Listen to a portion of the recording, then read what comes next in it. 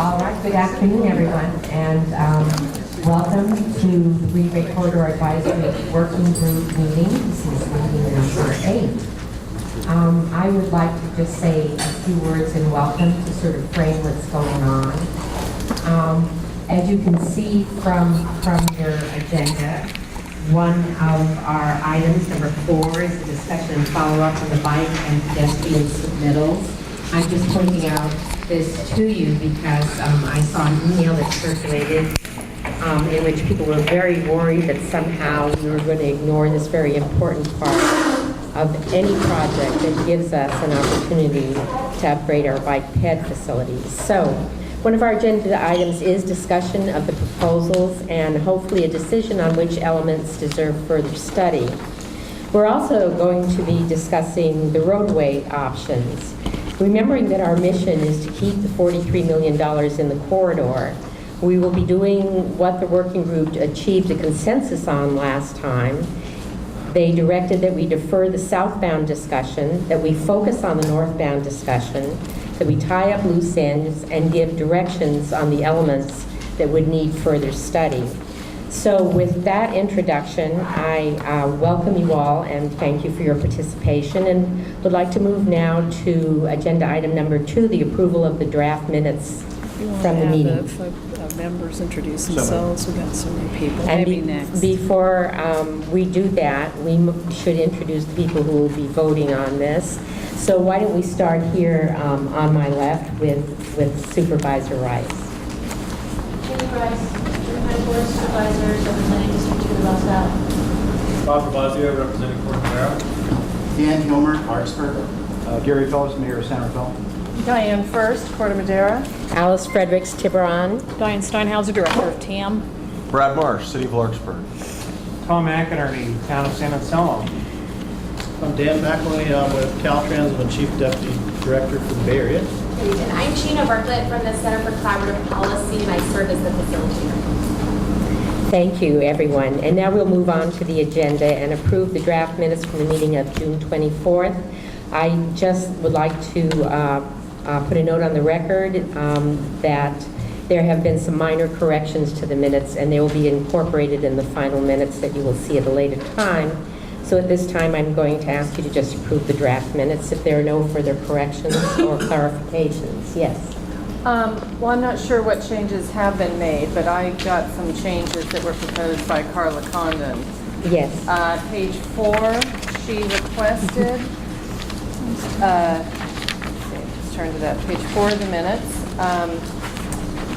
where it says Councilmember Condon, I'm sorry. Page 3. We have her. You want me to read it? I have her corrections. Great. Those Okay. are the corrections Yeah, that were Got it, submitted. okay. I think it's important to get on the record. Okay. You want me to? You want them read in, or? Yes, I think that would be appropriate. Can you use the mic, please? Sure. Thank you. This is on page 4 of your minutes.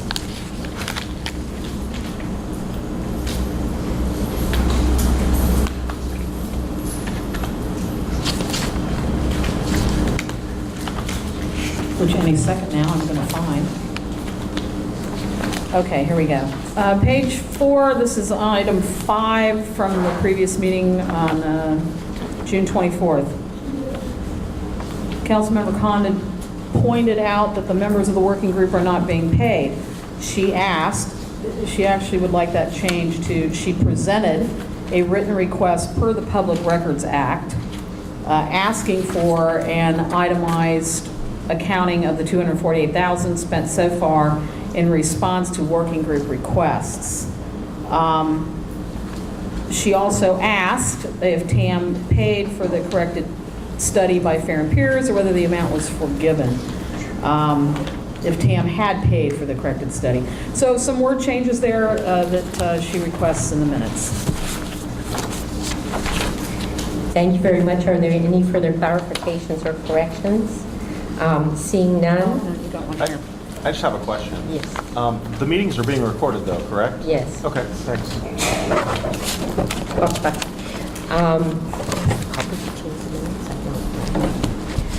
So at this time, I have a motion to approve the minutes as amended.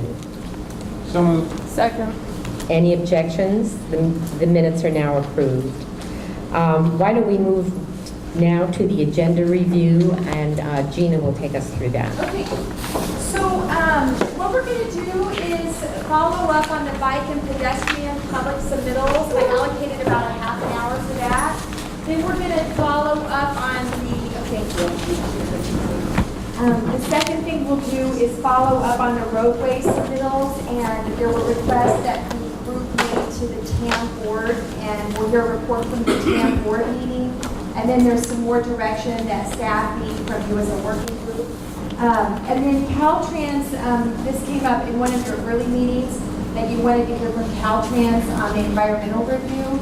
And so they're prepared to talk about that tonight or this afternoon. And then we'll just wrap up the meeting and have a public comment. Any questions about that? Okay. So the first item is the follow-up on the bicycle and pedestrian public submittals. And was there something specific that you wanted to cover, or should we just open it up for insights and discussion? Who is the question directed to? The question is directed at you, and I don't know if Diane, the staff had some particular follow-up, or are we just opening it up for conversation? Insights and let follow-up? me hear. I can't speak for the rest of the group, but I wonder if there's an opportunity here before we decide anything about further studies to just go over the impact of the bike facilities, whether a new bridge on the creek is feasible for the north-south Greenway. Any more information about the path on the levee, the tunnels feature, whether it's possible to upgrade the PLC.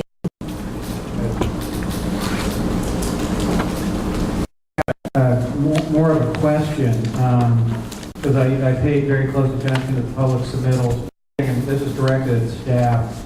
If what wasn't clear is with the option, I think it's option E, that we've discussed, which is the northbound option that's in the environmental documents that we've discussed, looking at further with some tweaks basically to it.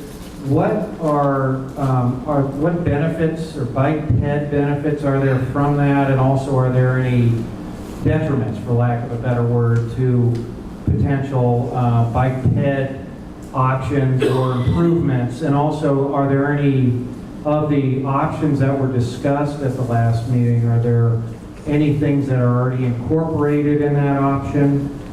I don't know who this is the most appropriate one that's directed to. Thanks. Yeah, thank you. So as I understand the question, there was a proposed improvement included in a draft environmental document, and you're asking if bike pedestrian were included in that.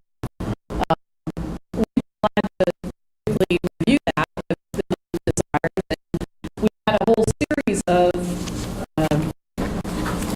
recommended options from interest groups and the members of the public at the last meeting. And we can perhaps also mention what features of those were included in the original project, if you'd like us to do that. Is that? I've lost track of, are we still talking about bike ped Yeah, right that's now? bike Okay. ped, yeah. Yeah, I would like that. Is that I would. I would too. Okay, I'm going to turn to the team here to jump up and talk a little bit about what might be included in the, what is included in the draft project sent out for public comment back in December, and if you can talk at all about some of the recommended options we heard of last meeting, what elements of those might be included as well. Let me give them the mic.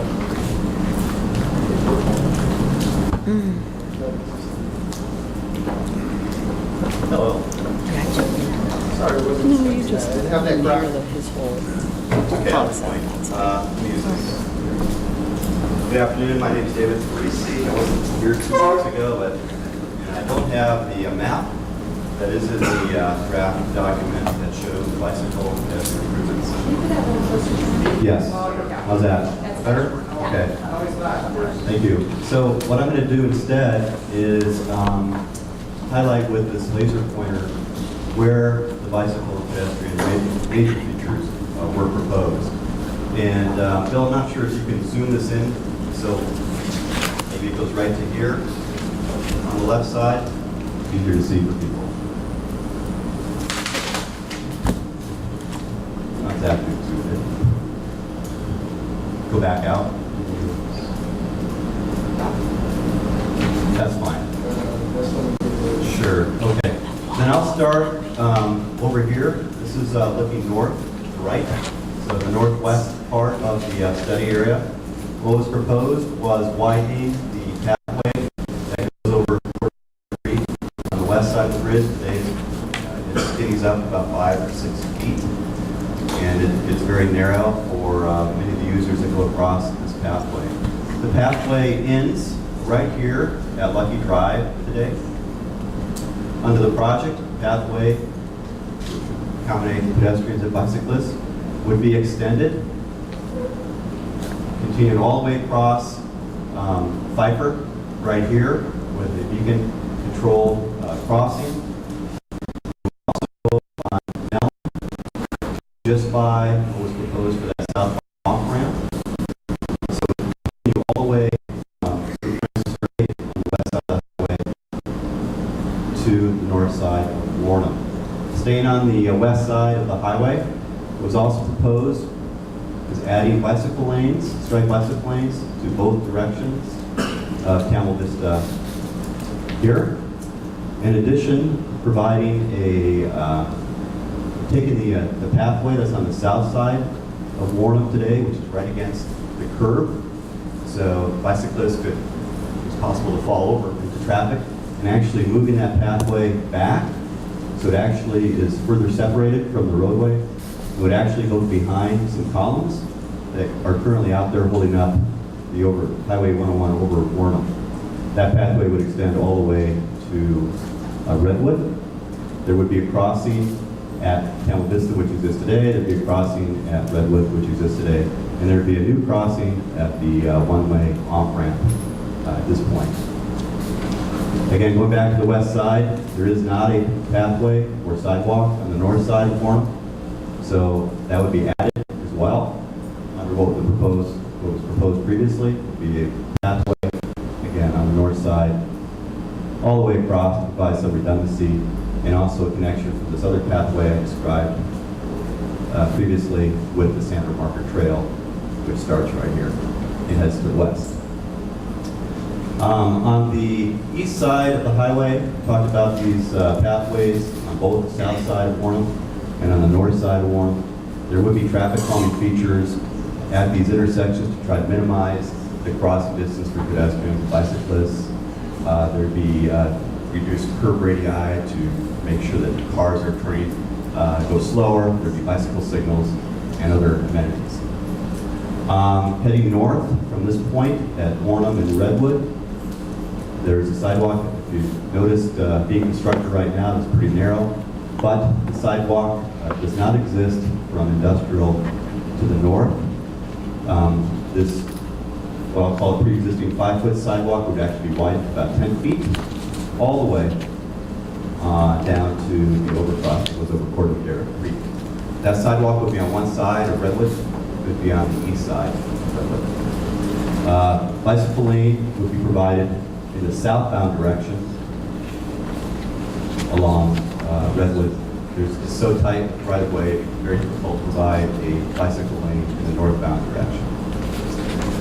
Other improvements continuing to the north would include this pathway, again, that's also skinny, about 5 feet wide. It goes over part of the Dairy Creek, and providing a second access point that's 12 feet wide for bicyclists and pedestrians going over to part of the Dairy Creek at that point. There's a big sidewalk gap right here today. In other words, there's no sidewalk on the north side of Sir Francis Drake from just about 100 feet west of Larkspur Landing Circle.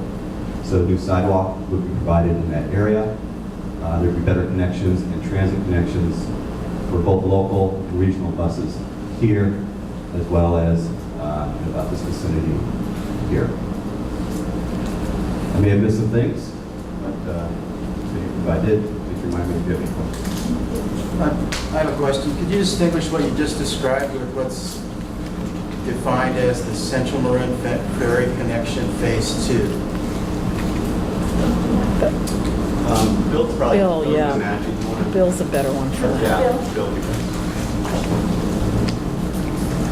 Okay, the Central Marin Ferry Connection Phase 2. So as you know, we are finalizing the Central Marin Ferry Connection Phase 1, which is an extension of the Cal Park Hill pathway that terminates in the Larkspur Landing area circle, Larkspur Landing circle area.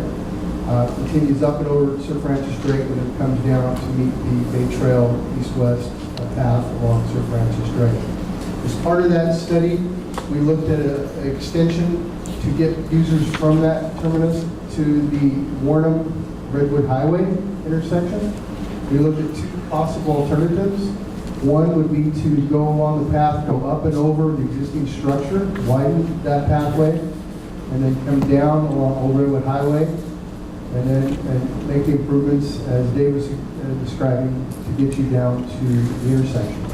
Another alternative that we looked at was a crossing over Cordovadera Creek using the Smart Railroad alignment that we planned to have a structure adjacent to the existing trestle, going up and over the creek, coming down, staying on the west side of the railroad tracks. So there's actually two railroad tracks that have potential of being extended to the south. Our planning efforts stay to the west of those, down to this Y, and then Y, then we travel down to make a connection to this intersection. At that point, then you have the pathway for the Santa Margaret Trail or going south. Thank you.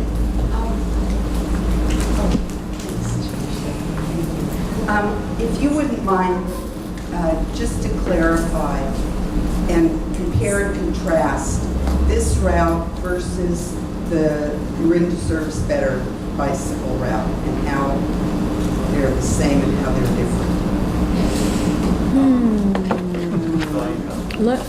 Yeah. You want to try it? You want to go? Are you doing it or are you handing it to me? I can start it. As I understand, we had 6 alternatives that were proposed at the last meeting as bike and pedestrian improvements. Many of them have overlapping features, so you'll find that what I'm going to report is common to several of the different alternatives.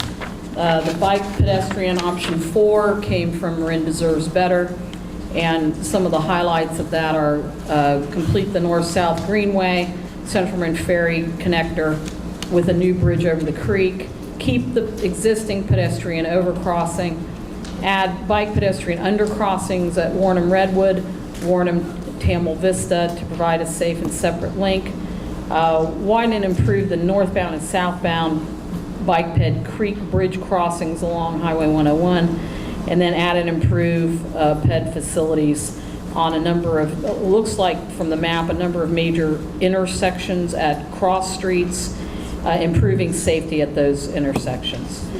There was also a Phase 2 project for a new multi-purpose path between the town center and the Corn Madera Village. I think there's a follow-up question, Eric. Yeah, that's their proposal. Thank you. That isn't what I asked. Okay. What I asked is I have all that material. What I wanted is if somebody would go up to the map, and because we don't have an overlay template, but to show on the map as you go along, perhaps from south to north, to compare and contrast the two routes. Do you want to give it a try, Bill?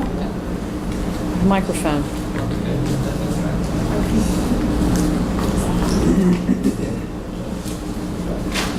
So from what I understand, their proposal is that they're following a similar alignment as what TAM had previously studied, which was the extension of the Phase 1 Central Marin Ferry Connector going up and over the creek, following that railroad alignment, coming down to this intersection. That is where our study stopped, and what is being recommended by Deserves Better, as I understand it, is an extension from that pathway to meet up with the Santa Marta Trail through a series of undercrossings.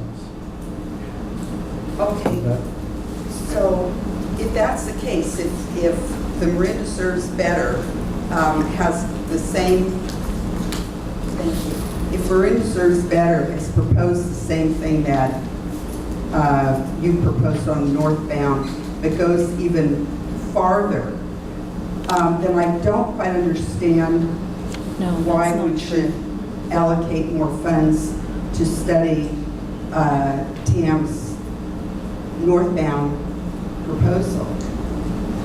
Okay, are you on this too? Are you on this sheet? But I think that actually, Bill, was what you just outlined was one of the things that was looked at, one of the extensions, but then what if we end up with the proposed project alternative? That's what you're asking, what was the proposed project, correct? And Yeah, you're just talking about the study. I'm going to come to Diana and I'll come right back to you, Bill, on that. Okay. It seems to me that Marin Deserves Better plan goes above and beyond what was just described. What was just described is the elements of the north-south greenway in this area that was endorsed by many of the submitters from the public for these bicycle pedestrian plans. In addition to that, Marin Deserves Better also had many other improvements in the area, including safe and separate undercrossings at two major arterial routes in the area, Redwood Highway at Warnham and Tamla Vista at Warnham. Those are key intersections where, especially in the mornings and in the afternoons, you get a whole lot of commute traffic coupled with a whole lot of kids getting to and from school. So Marin Deserves Better had stressed safe and separate there. They had also asked for other elements in the area to, for instance, improvements in an intersection, Sharrows going up Lucky, to help get people safely to their destinations. Because right now, there's just not a whole lot of awareness of safe routes for people to take. So I just wanted to point that out. And then, Carla, you had talked about, you were referring, you discussed Bill's description of the north-south greenway, and your question again was why we're still pursuing? No, why are funds being allocated to continue to study northbound, TAM's northbound? Oh, that's right. I did want to point that out. I thank you. There was a whole lot of pushback by the community with regard to TAM's bike ped plan on Redwood Highway. It put all the bicyclists and all the pedestrians along a route where you have multiple driveways to home, RV parks, businesses, a major shopping center that is very congested with people trying to pull out, I'm talking, of course, of the Cost Plus Plaza with Trader Joe's.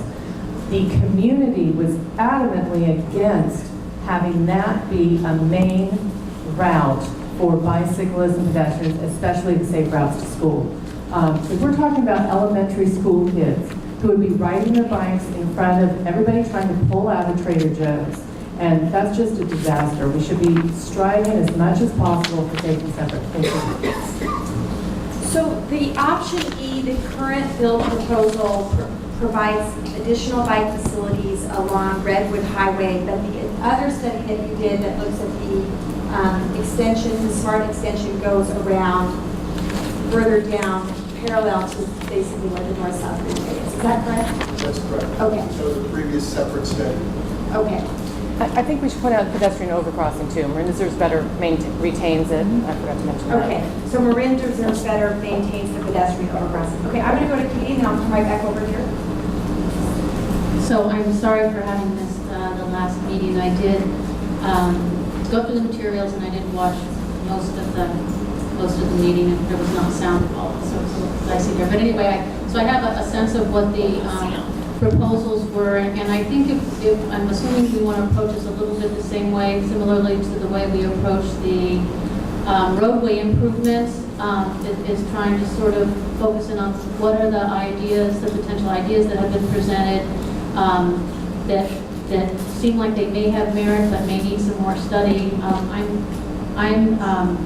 think we have the tunnels, we have the north-south Greenway, which was studied to a degree, but all the way the bridge, the replacement of the overcrossing, that was another element that was proposed. And I think, do we need to establish sort of what at a high level, cost, feasibility, potential impacts, challenges of those things that, is a tunnel feasible? If it is feasible, if it's something that we can handle cost-wise, if it's something we want to, is it something we want to build in? But we need to determine at a pretty high level if any of these things will work.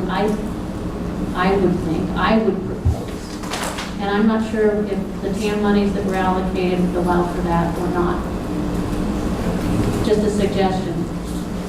Did you want to respond on I'd be the glad to TAM respond fund, if and the I'll group put would you on the like. next? Yeah. Thank you. The TAM board approved some additional funding per the request of the working group at the June 24th meeting for some follow-up studies for the roadway options that were heard on June 8th. I believe that, May 24th. Both of those meetings. So the TAM board has not taken up the issue of any additional funding to further study the bike pedestrian options. We do have quite a bit of information on what Bill referred to as the North-South Greenway or Central Marin Ferry Connector Phase 2. We don't have quite all the cost information there. We have some information on the retention of the pedestrian overcrossing as a new overcrossing.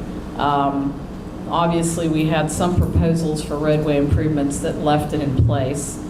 Then finally, we don't have any information on the tunnels, either the feasibility or impacts, challenges, or costs.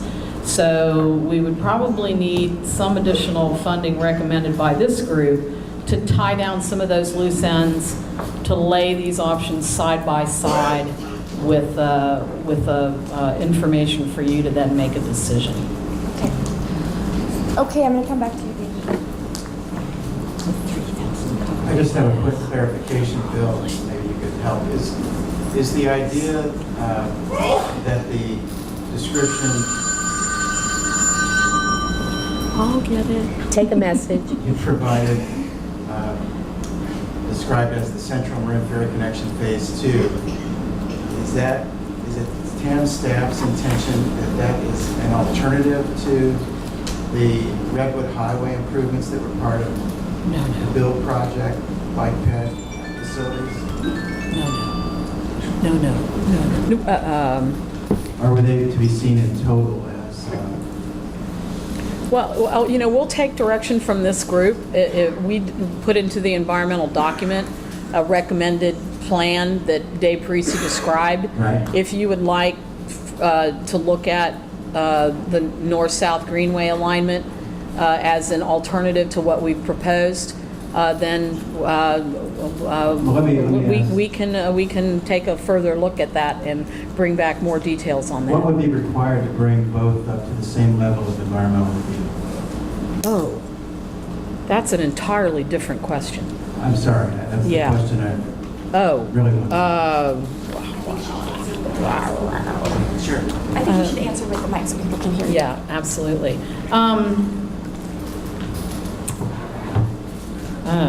So I don't even know how to answer that.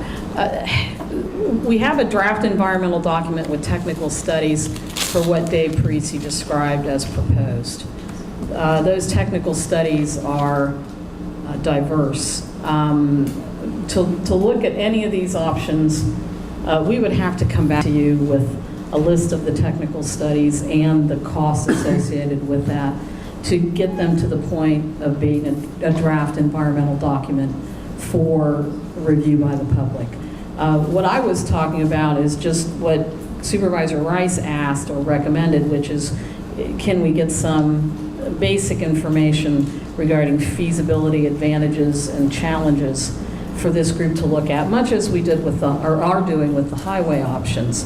Can we do that same thing with the bike options? And my reply was, we got some of the information, but we don't have all of it. So, you know, we could, with a small amount of additional funding, come back and line these up side by side a little better than what you have now. What you have now is the proposals from the public, the advocates, and then an initial reaction from us, but not a huge amount of detail there. So I'm going to come to you. So I'm going to just ask the working group, I mean, your job is to make a recommendation on the project and projects including the bike and pedestrian options. So what I'd like to hear from you is, what would you like to see move forward? What are you thinking makes a lot of sense? You know, there's different options on the table. You've heard the public submittals or reviewed them. What would you like to see move forward, and what would you recommend? Okay, kind of along the lines of that, my question is, it goes back to what we talked about in a couple of previous meetings, and that is exactly what the MTC is looking to get from us by October 1st. I know that it has to be a concept that has community acceptance, acceptance by the stakeholders, but I'm assuming we, of course, would not have to have full environmental documents done at that point. But I'm kind of curious when that would kick in, and if you have any concept of the time frame of those kinds of issues. Yeah. MTC expects a essential scope that's been approved by a majority of the TAM board with a schedule and a cost and related funding plan for that cost. That's what they've requested in terms of a strategic proposal no later than September 30th, October 1st. We've used the October 1st deadline. Thank you. And then what about environmental documents? That would come next year?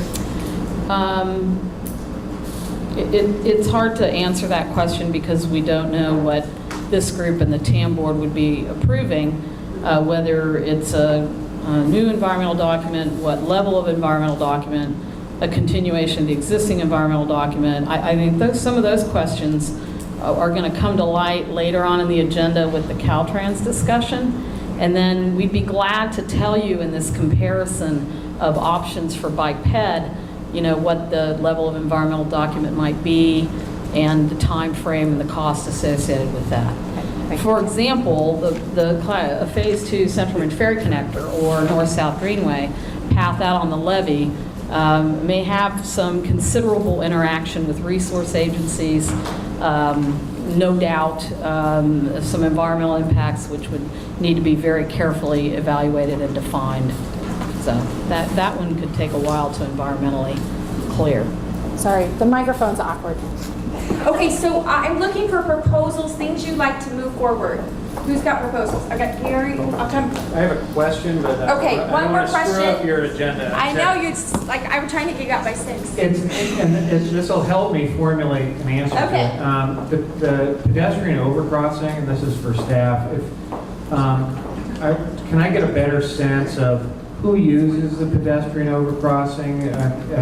I know we've studied, or you've studied the numbers of people who use it. Do we have a good idea of generally who's using it, where they're going?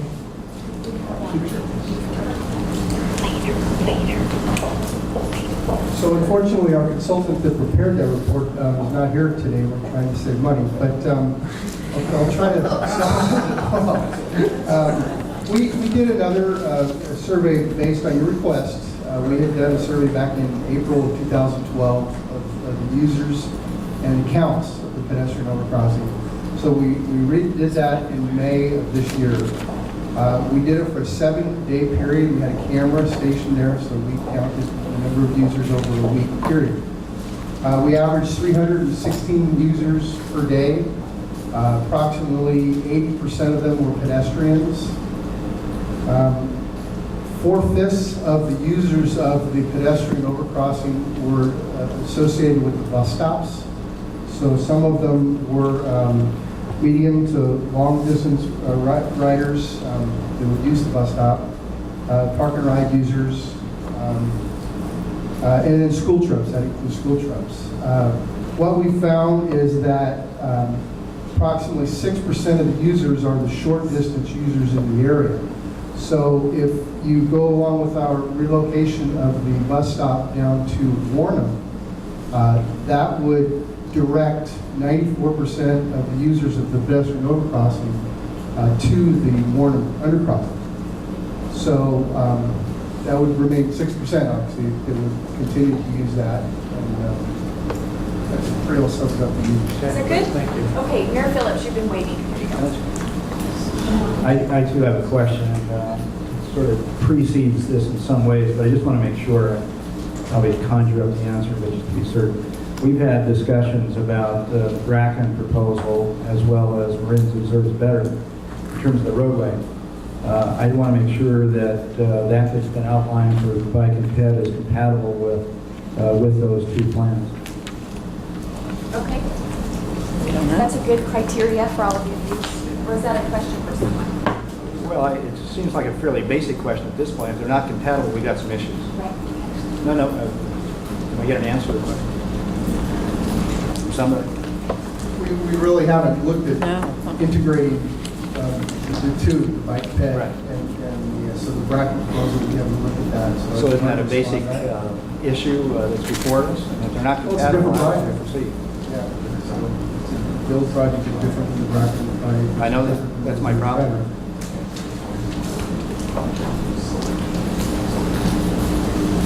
So I think that this sort of aligns with what you're thinking, Mayor.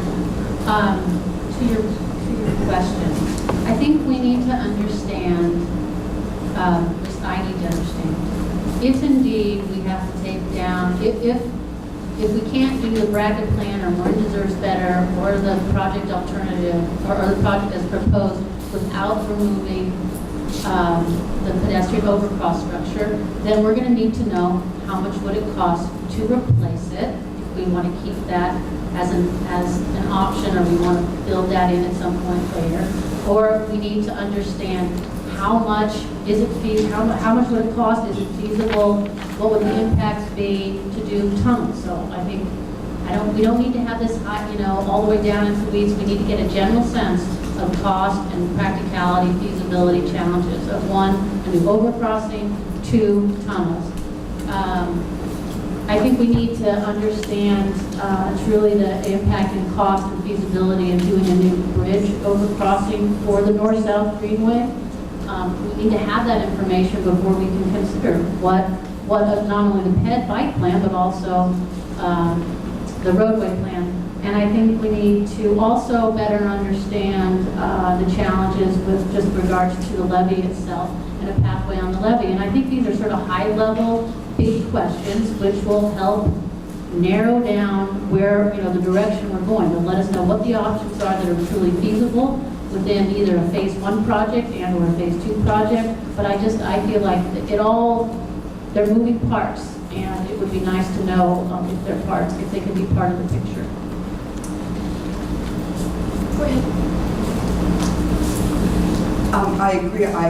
I would like once again to encourage that that we go further with the study of these. I really feel strongly that at this point we should stop putting money towards funding investigation of the build plan and instead continue as the working group has suggested in the past to put the money toward investigating the feasibility of the build plan. Also at the board meeting, there was money that was appropriated to study what the replacement cost would be for that to replace the overpass or to see if the current one is viable. So I think those are the things that we should do, and that we should do them in a timely manner. And I wanted to add one more thing about the study, the more recent study on the use of the pedestrian overcrossing, and that was obviously current use, and it sounded like it aligned fairly well with the first study that was done. It's not a predictor of future use. But what we know for certain is that there is not good bike ped facilities on the east side of the freeway right now at all. And we really want to keep focused on trying to improve stuff there and not let perfect get in the way of progress, I'd say. And also, I think that the geography there, the timeline we're under, and then the longer rides allows for phasing of bike ped improvements as well. And there's more than one option there, and they may not be all feasible at the same time frame, and they serve different purposes. And I think that is Okay, feedback on the proposal, which is to further the study on the replacing the pedestrian overcrossing, the cost and feasibility of tunnels, the new bridge for the north-south greenway, and the pathway for the levee. Feedback on that. May I? Go ahead. I would like to pursue all of those options. I personally, as much as I love the idea of a creek crossing, I think with the time frame and the budget restrictions we're facing right now, I think we're going to probably have to push that back to a phase 2. Now, The new bridge for the north-south greenway, you would push that to phase 2? I personally would, yes, reluctantly. If you look in your packet on page 15, there is a map, and this was an attachment to the bike ped option 1 submitted by Maureen Gaffney, San Francisco Bay Trail Project. I'll hold it up to folks know which one I'm talking about. Page 15 of 92 in your packet. Okay. This kind of really gives a nice overview of what's going on in the area. The red is the route along Redwood Highway. The blue, up towards the top where it says CMFCP Bridge, Alternative 1B, that would be the bridge. The yellow is identified as a commute recreational connector, but it's also, I've seen, referred to in other places as, kind of a short-term solution to connect the bicyclists and pedestrians to the Bay Trail in the absence of that bridge. So I think this, like I say, as reluctant as I am to push the bridge to a phase 2, I think it would perhaps kind of get this process moving a little bit. Thank you. Are you on the proposal? Yeah, I am. So my question is high-level feasibility on all these, but I would still like to get just some idea of what the cost would be to get that. The cost to do the high-level feasibility and the cost? Right.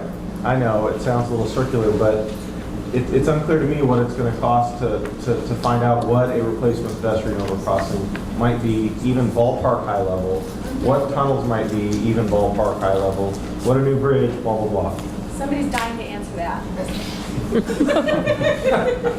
It might be me. We have a lot of this information, and just a very rough estimate would be in the $30,000 to $50,000 range to be able to tie up those loose ends, because we've done some work on these already in previous efforts in the corridor. So I think we could bring back a pretty good set of information to your next meeting at that cost. For all 4? Well, for all 4. Or, Yes. and, okay. Obviously, The we'll. pedestrian overcrossing, the tunnels, the new bridge, and the pathway for the levee. Correct. Okay. So there's a modified proposal to what Supervisor Rice proposed, which is to defer the new bridge for the north-south greenway to a phase 2. So what do you think about that, Supervisor Rice? I think we want to understand what it would cost in feasibility, but I also agree that in terms of phase 1 of any project, it's going to take more time because of the environmental and everything. But I think we want to know what it is, because I think that potentially we wanted to have that as something to shoot for. If it, if it's able to get community support, which it has support, but there's challenges as well. So if that comes off of that list to study at this moment, that might keep our costs down close to 25 or 30, maybe that's a good thing. Well, there was a study done on the entire ferry connection project, phase 1 and phase 2. Was that in approximately 2009? I believe that was done. 2007, thank you. And there were some costs developed, and the cost for creating a new crossing over the creek was not that much more expensive than a crossing over Sir Francis Drake. So if I recall correctly, it was only about 15% higher, something about like that. So that study, the one with the green cover, that might, provide us some information that would not require hiring new consultants to determine. Okay. On the proposal? Yes. Thanks. I would also like to remind us of a remaining issue that's probably a high-level one at this point, and that's just to assess the feasibility of the use of the smart right-of-way, what the constraints would be, what the concerns would be. Okay, I think Brad wants to do it. So would that be part of this, Alice, or that would be a separate look at the existing study? Is that the issue from last meeting where they were talking about doing the overlay? Yeah. Okay. Yes. Go ahead, Brad. I felt that for $50,000 to be able to get a high-level feasibility cost study on those 4 items, that would be valuable information for our committee. And I wouldn't even move any of them to phase 2, if or any phases other than just getting that information for our next meeting. Okay. Or we could sort of triage it in a way, decide what our priorities are until we hit the limit of the money that we actually have. Because that would delay it, waiting for another approval for money. Well, we do not have a TAM board meeting till after the next meeting. So the TAM board needs to approve this. We do want to talk under item 5 about some contingency funds. The TAM board did authorize at their meeting a week and a half ago. This group might want to redirect those contingency funds. But at this point, the TAM board cannot authorize this work until July 25th unless we use that contingency. And we want to talk about that under item number 5. So I'm wondering then, if that's the case, it seems like you all support pursuing the feasibility, a high-level feasibility and cost of this. So I'm wondering if we want to defer the decision on how you're doing the funding until after we have the next item, and then we'll come back and look at the whole puzzle. Does that make sense? I like the idea that we, to the extent there's money left over from the first request we made, that we start doing that work sooner rather than later. Because the more answers we can have sooner, the better off this group will be. Yeah, okay. I'll take it down here.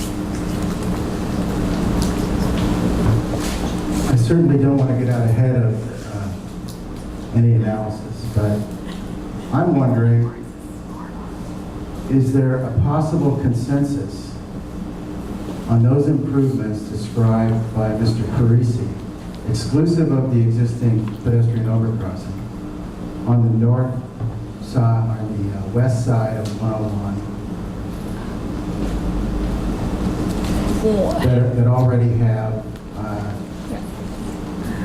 been made part of the draft environmental document? So your question to the working group is, do you support the west side improvements of the proposed project for bicycle and pedestrian? How can we answer that? No, we can't. What? We can't answer that. We can't answer that? We can't just get a read on what people think? The working group approved at their last meeting the further study of 2 southbound alternatives, Marin Deserves Better and the Bracken alternative.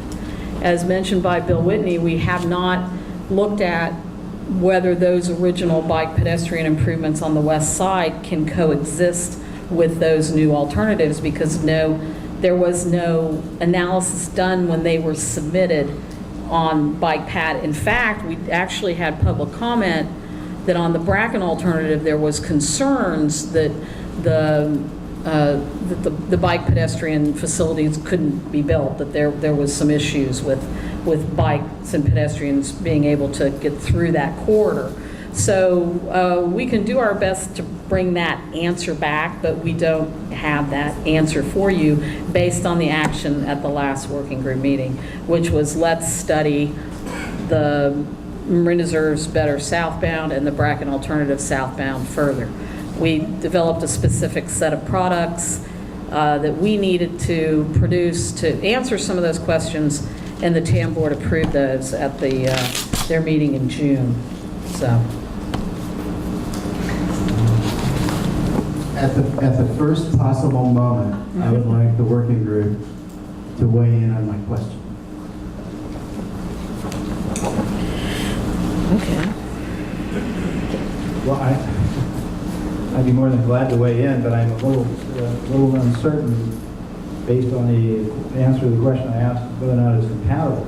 If it's not compatible, then I don't see how we can make progress by evaluating a system that may or may not be compatible. It seems to me the first step is to determine compatibility, and therefore we have to go back to the Bracken approach and the Marine Reserves Better, it seems to me. So, yeah. Would you like, do you support it? Do you want to speak to it?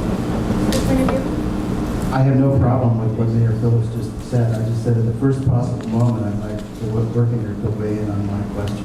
And would you like to offer your opinion on your question? I have a perception, just given the time available and the constraints under which the working group is working. And so I would just like to put that question out there and have everybody remember it at the first possible moment. It seems to me a logical consensus question at the right time. Okay. And it may come soon. Okay. I would just simply agree with Dan. If we sort the other issue out, then without hesitation, otherwise we're going to simply run out of time. Okay. So I agree with Dan. And I think we're running out of time right now. That's fine. That's okay. Could I just ask that staff either point me to the document that shows that project on the west side, the bike ped improvements as proposed? Sure. Or, so we have it in front of us, so when we come to consider that question, and in fact, for both sides, I'd like to actually have a schematic of what was originally proposed on both sides of the bike ped to compare to the other. Okay, so I think we're in good shape on the follow-up with the high-level feasibility cost estimates for the pedestrian overcrossing replacement, the tunnels, the pathway for the levee, and then second phase, new bridge for the north-south greenway. But we have a timing issue with the TAM board, so we're going to defer the discussion on moving ahead with the study until we get into the next item, and at the end of that item, we'll wrap up the whole cost piece and the direction and what's requested of the TAM board. Everybody good with that for now? Yeah. Is it possible that if we want to continue, that we have the prerogative to use the $30,000 that the board voted? Right, that's why we're waiting until the end of this next item. So we can consider that and you have that as an option. Say that as a chair. Yes. Yeah. The answer to her question Yeah. is yes. The answer to that question is yes, which is why we're recommending you wait till after the next item. Okay? I think we would like to have public comment between the items today. Is that Yeah. agreeable? Because I see hands frantically waving. Okay. So are you going to do the time? David Schomburg, to keep the cost down, in terms of the question of evaluating the tunnel, you already have the work that was done in North San Rafael that you could extrapolate from and, instead of bringing in a new consultant. So that ought to be very straightforward. Secondly, in terms of keeping costs down, I'd like to suggest that you look at the possibility of reusing the trestle as a way of holding costs down. Thank you.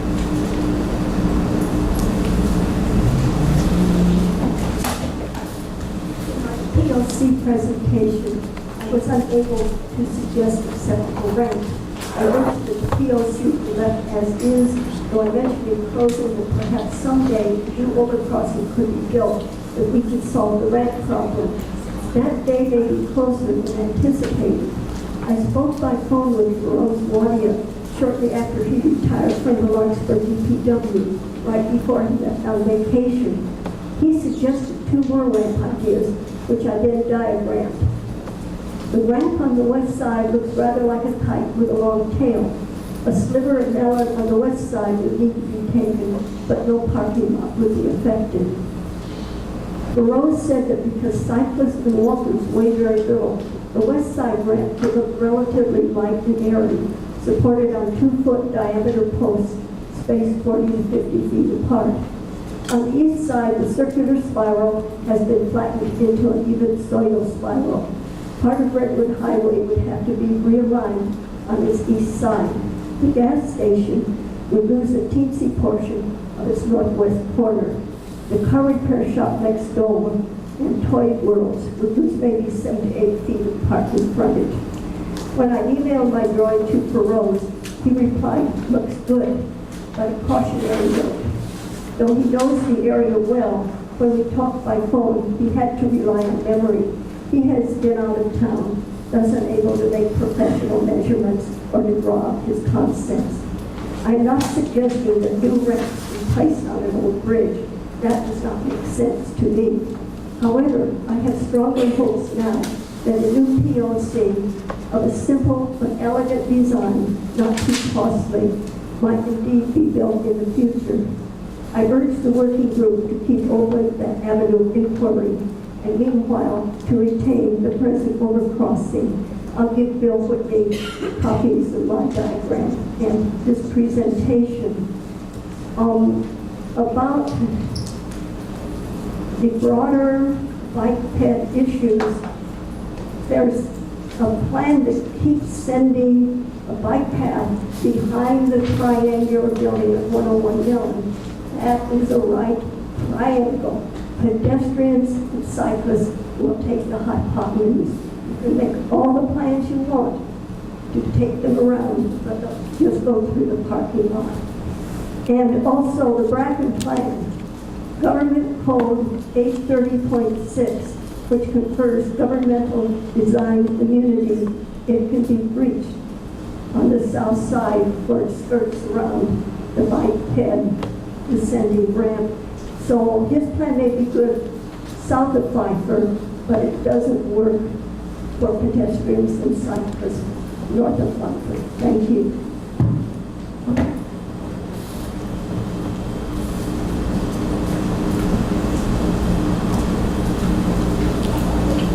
Good afternoon. My name is Thomas Jackowitz. I just would like to comment a couple of things. One of them is the northbound 10 northbound project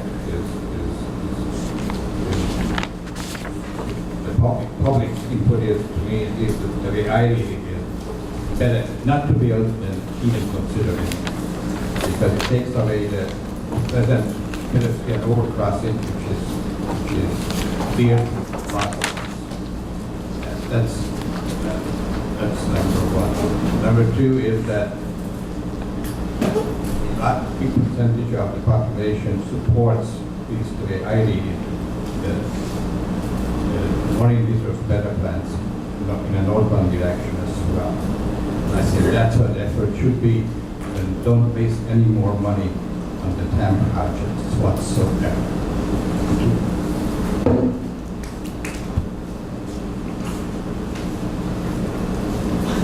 My name is Barb Saltzman. I'm representing Greenbrae Audubon Society. Did you get our letter today? Yeah, we distributed it. But I hope you'll read it. I just want to make a few points out of it. Can you speak a little closer to it? It's on. There you go. Thank you. Okay, sorry. Good planning always dictates considering the environmental constraints, and I continue to be concerned and surprised that the environmental constraints here are rarely, if ever, mentioned by staff or by all the community members that have put forward proposals. That's why I sent this, because perhaps people don't know the importance of that marsh that the major proposals for bike trails are proposing to go by. It in fact is the marsh that is owned by Fish and Wildlife, Department of Fish and Wildlife, formerly Fish and Game, and it has a major population in the bay of California clapper rail.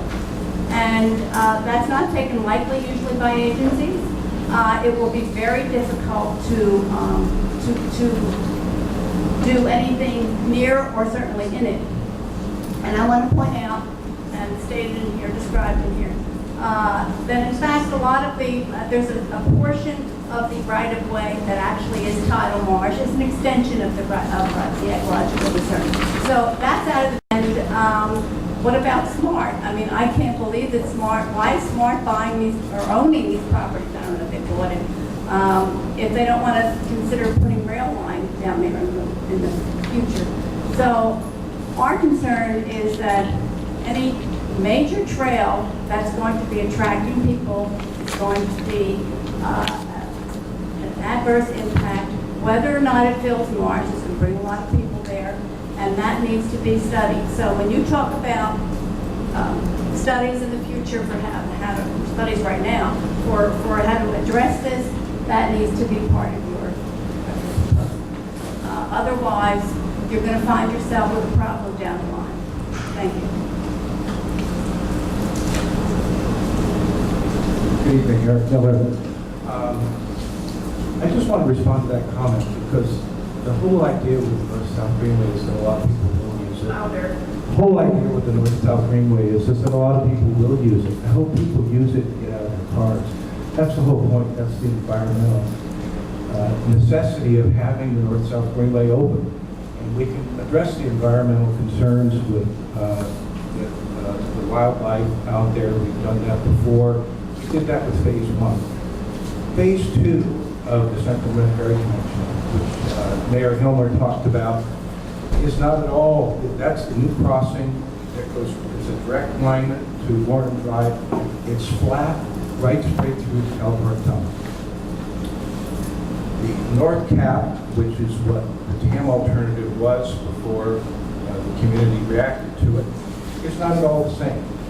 I would urge all of you to go out and walk over these and compare the two. They're not the same at all. One is flat, it's a beautiful area, people will use it all the time. The other is a steep grade, steep going downhill. I think there's also some ADA concerns with improving the North Caps because it is so steep going downhill. It's going to have landings on it. I don't know that that's what I'm planning for. I want to make just a couple other points. The only other point I want to make is we're referring to the undercrossings at Warren Drive as tunnels. They're not tunnels.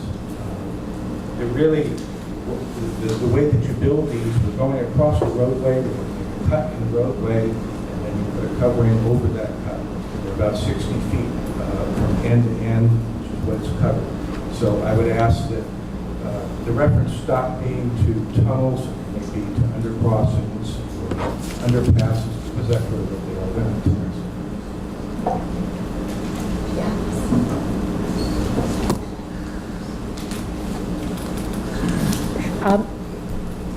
We have some of our members that have to leave on time, so if you can keep your comments to 3 minutes, it would be appreciated. Just a couple of questions.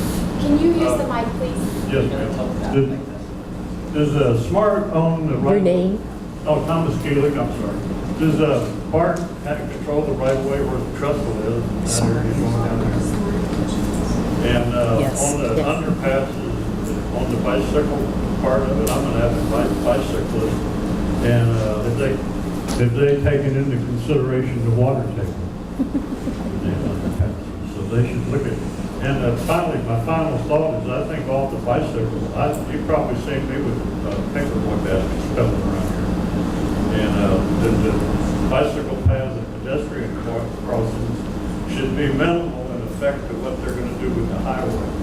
Get that down and what you can do gracefully, easily, and compatible with what you're going to do with 101.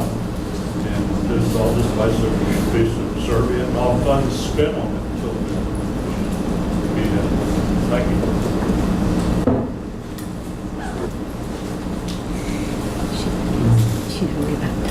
Hi, I'm Noah Kennedy. I'm a resident of Lawrenceburg. I wanted to respond to, I think, the spirit of your question, Mayor Phillips, about compatibility between the plans.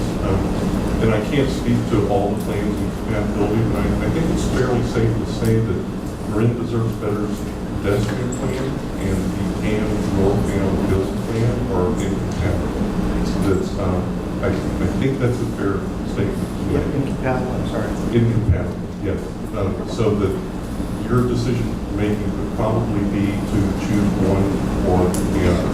And the thing that off my hand, the thing that's frustrating about it is that if there's a northbound bill plan that literally blocks the community's ambition to connect the two sides of the freeway, it seems why? You know, it's like, no, you can't have your pedestrian connection because why? And so I know what the law says. I don't know what the benefit is of the northbound build plan.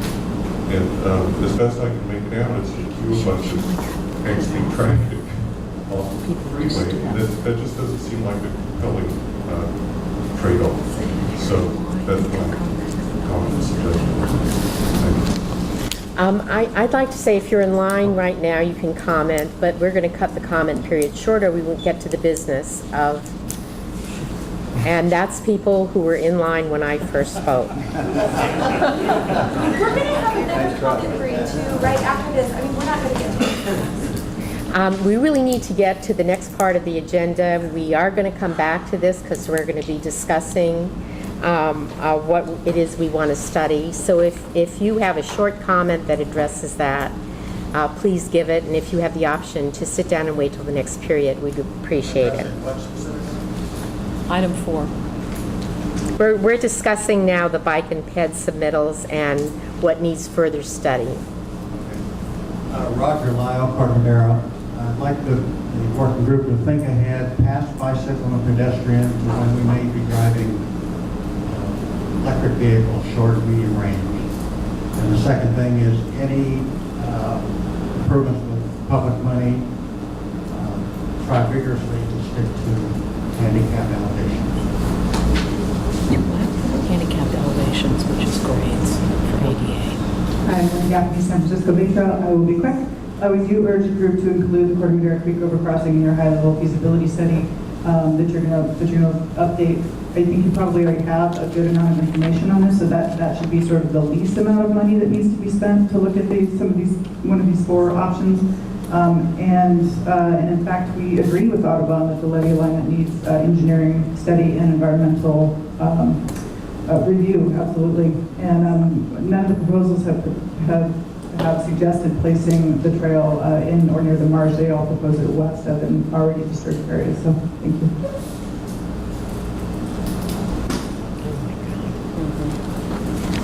Karen Nygren, and I came a little late, and I guess I'm speaking in the wrong part. Please excuse me. But I just wanted to make comment on number 5, if I may, Alice, because I don't think I can stay the whole time. Is that you're still talking about considering the northbound improvement option D in the draft environmental document with modifications to reduce or enhance retaining walls on the Old River Highway. And number 1, this option would still remove the pedestrian overcrossing probably first thing to go. That's what they said before, and it probably will happen again.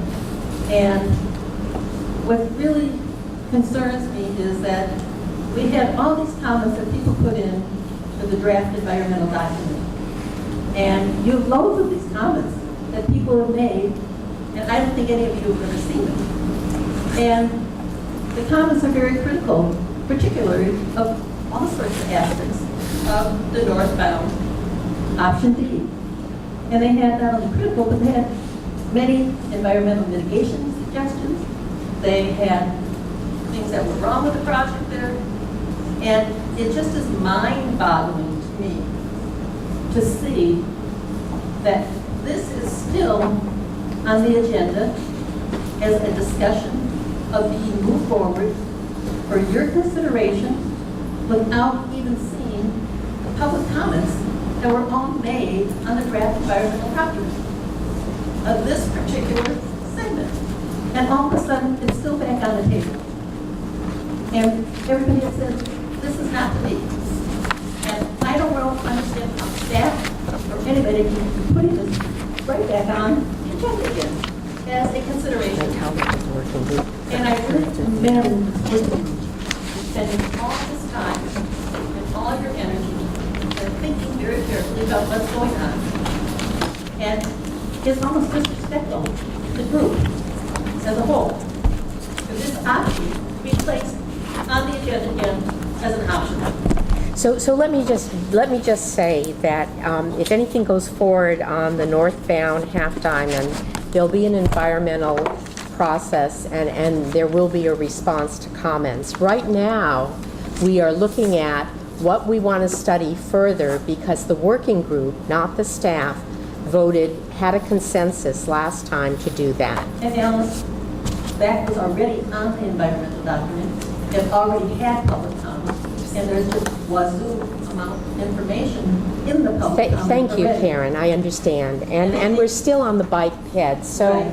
And I thank you for appreciate coming, you. yes. Yes, it's getting very difficult to do this. I know, and I appreciate it, but we'd like to go forward with the bike Yes. head discussion. And I'm hoping that I get distressed to see that for some reason it's not being heard.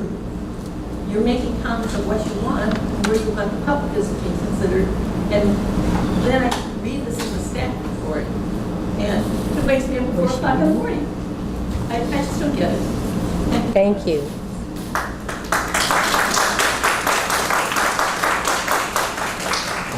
Andy Perry, Marin County Bicycle Coalition. I wanted to reemphasize, because the discussion happened several times over the last half hour or so, that the lion's share of the items that David Parisi outlined with the pointer have already been studied under the current alternative, and that includes the west side improvements, the Temple Vista improvements, the Old Redwood Highway improvements.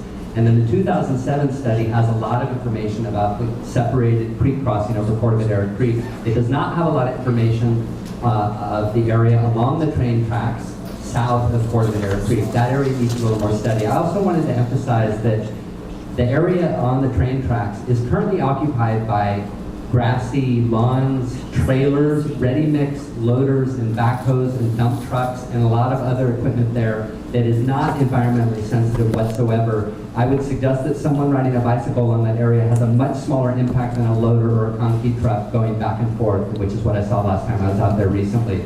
And I also wanted to emphasize the importance of continuing with the bicycle pedestrian emphasis to the extent that is possible, for the benefit of the environment, for the benefit of health, for the benefit of reducing traffic. And ultimately, the electric bikes are also coming, and people are going to be able to move around much more high, with a lower impact, lower ecological footprint. Thank you. Okay, thank you so much. Okay, we're going to move on to item 5, which is the follow-up from the last meeting on the roadway submittals that the public did. At the last meeting, the working group recommended that the southbound options for the Marin Deserves Better and the Brackman proposal move forward for further study from the staff. And you went into more detail, but in essence, that's it. And then the second thing that you asked staff to look at was the feasibility of the land bridge, which was part of the Marin Deserves Better, as well as improvements on the Warnham Half Diamond that's in the existing environmental document, improvements that have been suggested, some through the public submittal process and some through conversations here in the work group. So the southbound work is moving forward. What we'd like to do is get a report back from the TAM board meeting and then spend some time with you talking about those northbound options. We've heard from Caltrans on the feasibility of the land bridge and spend time tonight on the northbound option. So that's the plan for this item. Diane, are you going to do Sure. the overview of the TAM board? Right. Yes, thank you. At the request of this working group, the staff recommended the TAM board take a two-phase approach to assessing the alternatives that were named by our facilitator, Gina. Dave Bracken and Marin Deserves Better southbound, and the Marin Deserves Better northbound, along with the existing northbound improvement option with some local suggested enhancements that's in the draft environmental document. The staff took the recommendation from this group on phasing this such that all of the necessary engineering, structural, traffic, visual impact work was not done until some early phased analysis was completed. The TAM board supported a reduced scope of work for a total cost of $56,000 with an additional $30,000 contingent on further direction from the working group.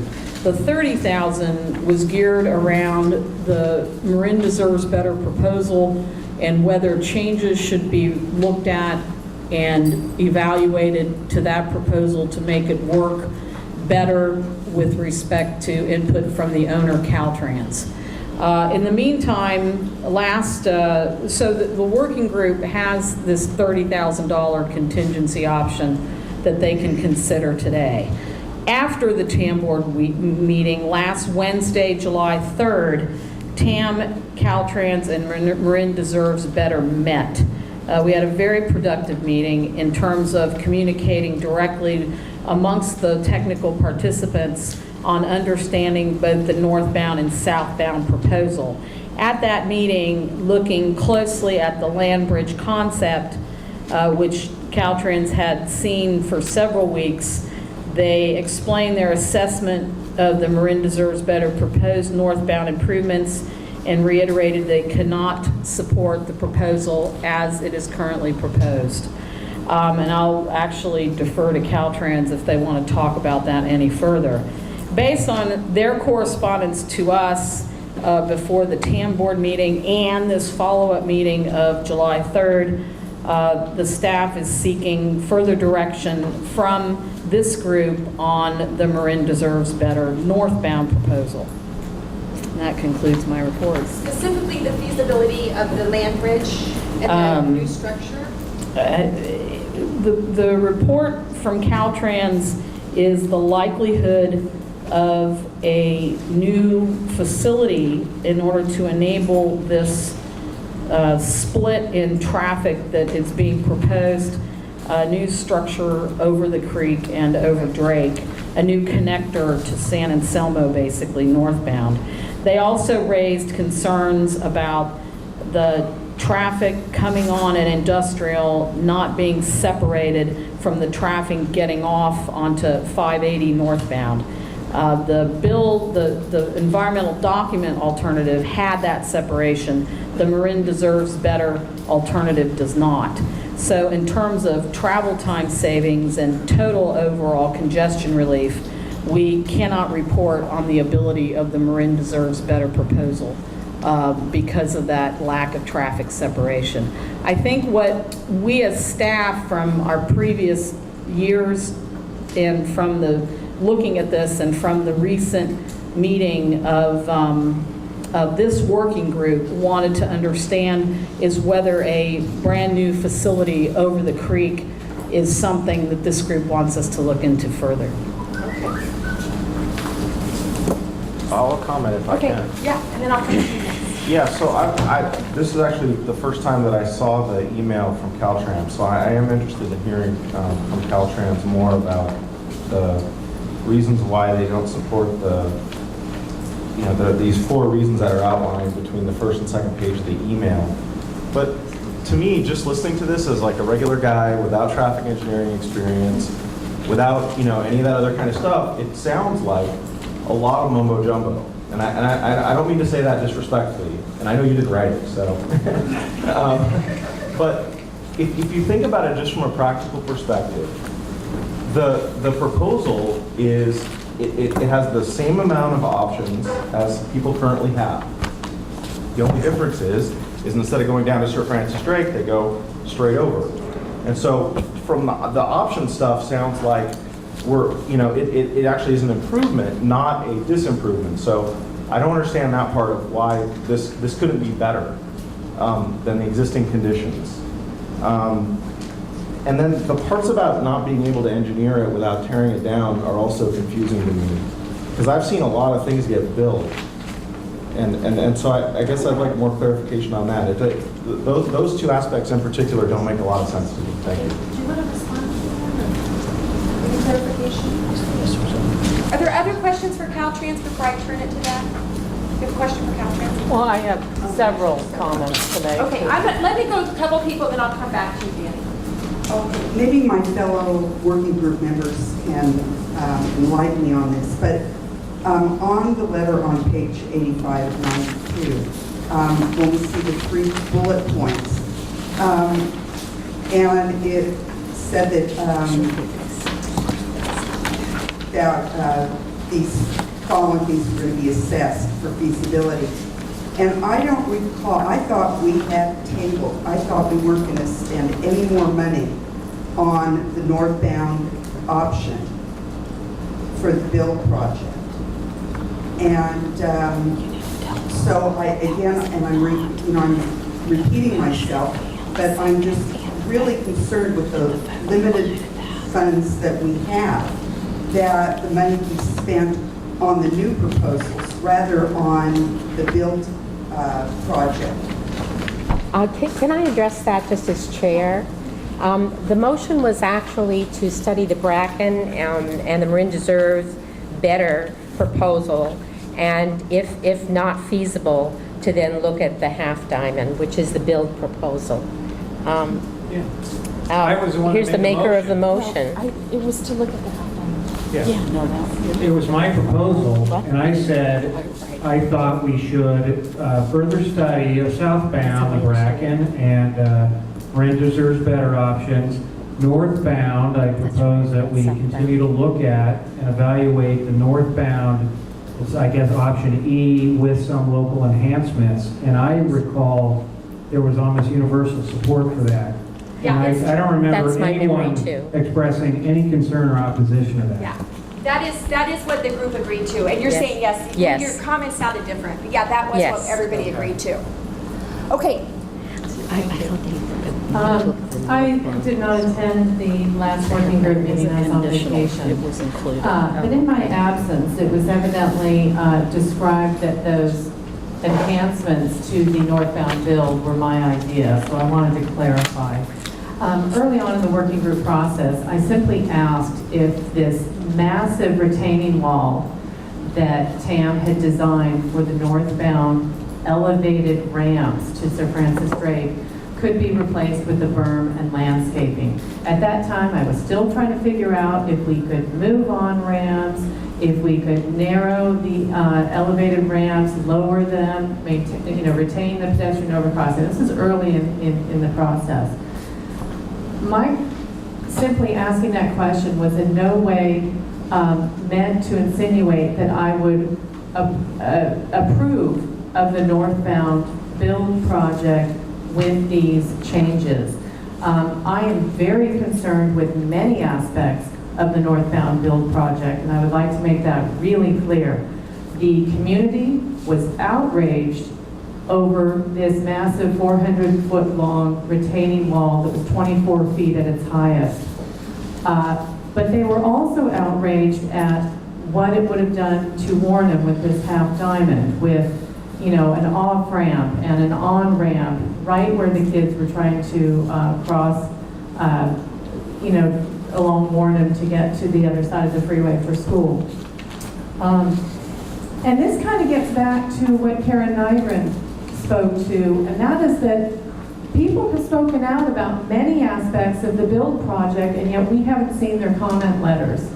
And I think that's something that we really kind of need to take to heart. I mean, for goodness sakes, ABAG has posted hundreds of comment letters that they've received on Plan Bay area. Why hasn't Caltrans perhaps posted the comment letters that have been received on the build project? That being said, I also wanted to comment on the Caltrans memo, page 89 of 92 of the packet, bottom of the page. These are the concerns that Caltrans has made with regard to the Marin Reserve's better land bridge. Number one, it says the proposal does not address the existing weave conditions of the industrial on-ramp. I completely disagree. There is no weave under the Marin Deserves Better plan. There is a weave with the TAM build plan. Number two, the proposed modifications create multiple decisions for drivers, as was mentioned earlier. I think Brad Marsh said.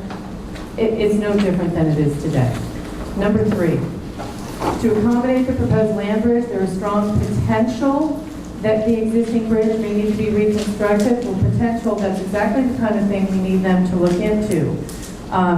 A potential does not necessarily mean it's not possible.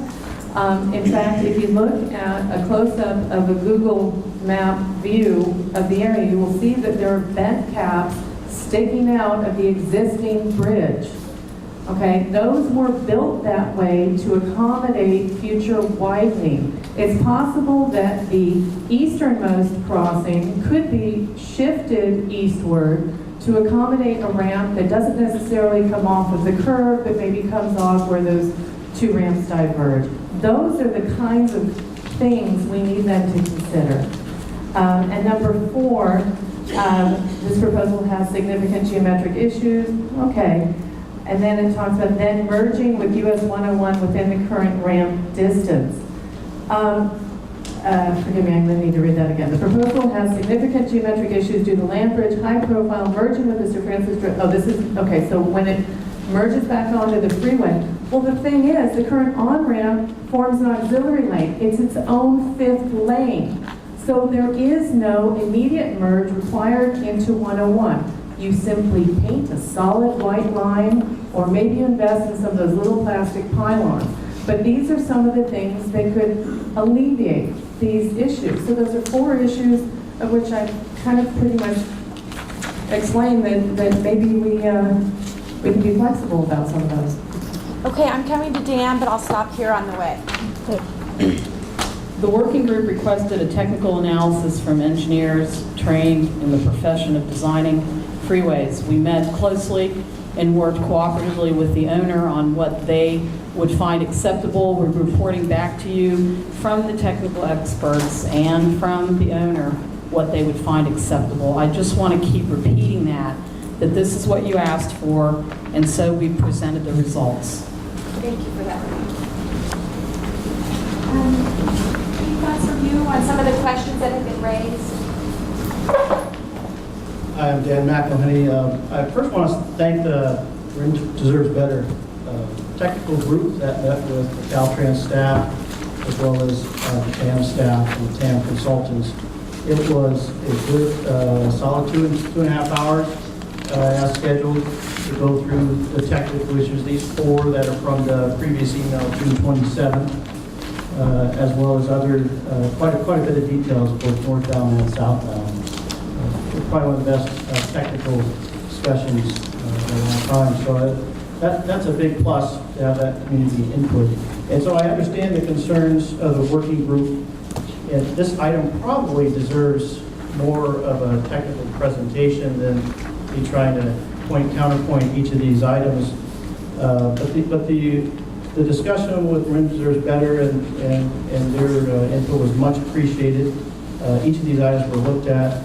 So let me go through the four of those, and then maybe the working group can give some feedback on if we'd like to come back and get into more detail. Or maybe Bill Whitney has a PowerPoint on the slide that we can go through if you want to get into more detail. We do have some of the technical team members here in the audience as well. But in short, anytime we're looking at investing or advising you on investments on the 101 corridor, we want to look for those improvements that help the traffic operations. And number one is just an emphasis that there wasn't as much traffic operations improvement for the highway operations and ramp operations as we were hopeful for when first looking at the presentation. It doesn't mean there was zero, it just means there wasn't what was intended or planned for in the original scope of the project. So I mean that can be weighed in. On the second one, when we add the potential of a new ramp that takes off in parallel to the on-ramp to 101 that helps guide additional traffic. And up front, that was very promising for me as well. And even the third point where it talks about any reconstruction may have to take the bridge back into the creek area. Those are all, there's a couple of things going on. There's cost and schedule issues, which are important to all of us. But putting those aside, just for the technical discussion, adding a decision point for drivers in a freeway scenario at higher speeds became, in the discussion group, a major concern, because once you add a decision point, you got to have distance so everyone can see the signs and be able to decide, oh my gosh, I'm in the left, I need to get to the right, and vice versa. And though I know local traffic tends to figure that out pretty quickly in the next 20 years, it's the percentage of those who are expecting sort of standard distances. And I don't want to overemphasize the highway design standards, because we do have some flexibility there, but just in this preliminary review and getting into the technical discussions, there just wasn't enough of that distance for decision and stopping sight distance. And I believe the fourth one is in reference to, you've got to think as a highway designer, it's not just safety and standards, but vertical and horizontal. So some of the older designs from the 50s and 60s did a really good job fitting things into the right-of-way they had, but the design standards nationally with federal highways and for the state changed to based on accident history and based on learning lessons nationwide, not just on the 101 corridor, and strengthened the vertical and horizontal curve requirements. So as you're approaching a decision point at 60, 65 miles an hour, 50 miles an hour, if the roadway has too much of a hill to it, you won't be able to see far enough. And then horizontally, if you're on a curve, you want to be sure the curve is built to handle your speed, just like any typical roadway needs to do when it's being rebuilt. It has to follow those newer design standards. So when going through some of those, the technical team saw some concerns in being able to address that without a large amount of reconstruction. So it's not a matter of being able to just shoehorn in a couple of new bridges, but being able to come back out and check against those design standards and being able to work with benefits after a major investment for all the drivers. I mean, that's a very short response, and maybe Bill from the technical, if there's any questions, we can try to follow up. This probably deserves a future technical presentation by that technical team in concert with them, because it's better. Thank you. So, and I would love to see a technical presentation, because there's clearly things that I don't understand. And just doing them in reverse order, when you talk about geometric issues and vertical and horizontal issues on the land bridge that would go from a higher point now all the way over to the freeway that's almost at the same height, versus off-ramps that go down and back up, to me, it's hard to understand why this isn't an improvement. Just like when we talk about the decisions that people are making in section 2, the same decisions are being made today by drivers.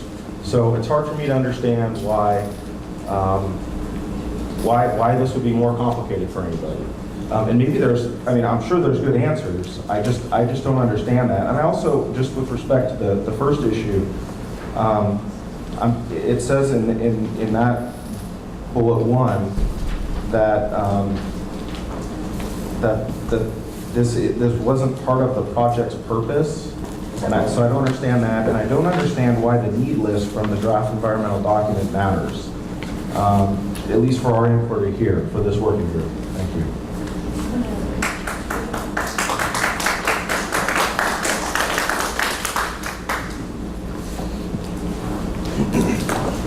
Again, I've advised the working group we can take some of these questions and follow up in a presentation.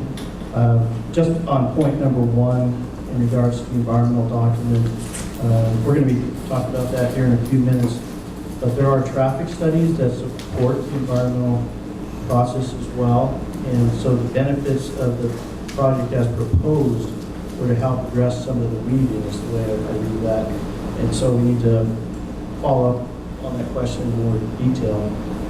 But if the proposal, such as the northbound by Miranda Deserves Better, doesn't address the weed condition as was proposed to be addressed in the original project's purpose and need, that's a step away from what was planned. And in a presentation on the horizontal and vertical curves and how the proposed land bridge ramp ties into the Sir Francis Drake on-ramp on the main line's curve, and how that meets today's highway design standards versus yesterday's highway design standards. Again, it'd be great visual if we could put that together towards that discussion. Thank you.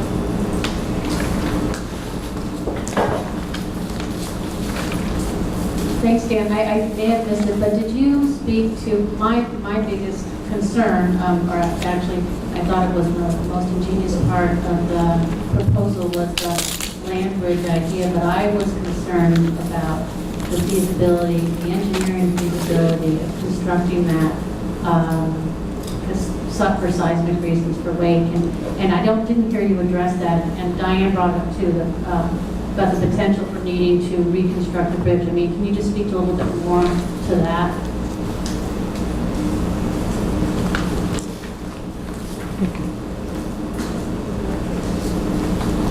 So that is item 3 on the email June 27th, I believe, yes. So again, without a visual, did you have a visual of it? I'm sorry. Okay, thank you. The current structure is on a straight alignment as it crosses this creek. And in order to provide some additional width, that's to make width standards both for lanes as well as shoulders, and to be able to tie in we'll call it the land bridge, that's the title we've been using. So we can take off of if you know the ramp well, it begins to curve so you can head off down underneath the other structures, Sir Francis Drake. And the idea was to take a structure right off the top of that curve and over the intersections and between the freeway and the other on-ramp, start to merge with the on-ramp and merge with the inlet. So usually as a designer, you just can't Band-Aid on and move on. You've got to look at what's going on with that super elevation of the curve to the left.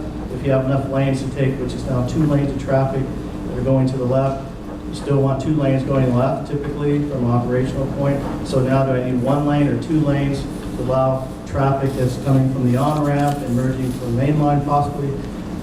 What's happening there? Do we need 1 lane or 2 lanes for the land bridge? And so typically, when I first look at it, and I've done a few freeway interchange designs over the years, in our design team, and our consultant team, I think there's some mixed possibilities there, but I really feel that we'd have to go back out of that curve into the tangent onto that structure, which gets me over the creek, which is Melanie Brent's next presentation on the cost and schedule implications of doing that on the environmental process. It's not insurmountable, but once you invest in all that, at the end of the day, you get a new bridge, both for seismic and the width and the future 30, 40, 50 years. It gives operational widths for those going left and those going over, and trying to merge with main line. And then the traffic staff would remind me, once they got to the merge with the other ramp and online, did they actually, is that going to be a congestion point now? So we really haven't ironed all that out. But structurally for that bridge,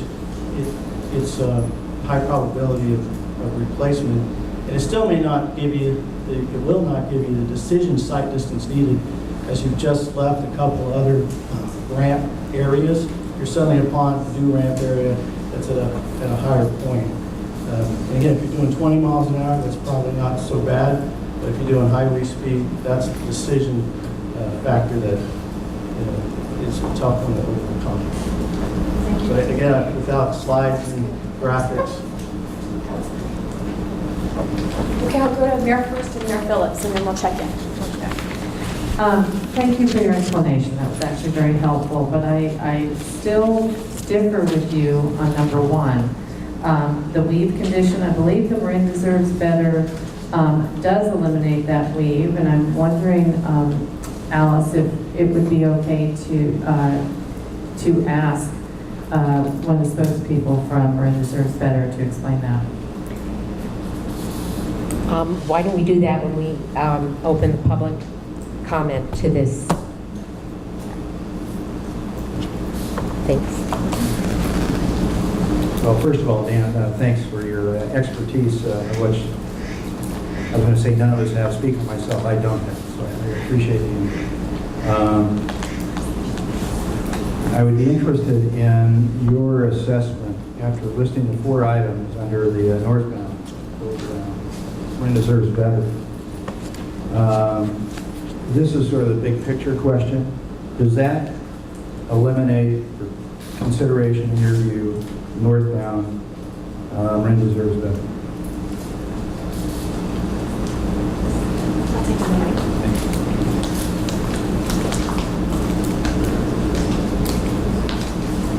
Well, first I want to say there were a lot of great things on the southbound Ren deserves better presentation that we talked about. Thank you. That I like that the design team has been spending some time on to confirm for me.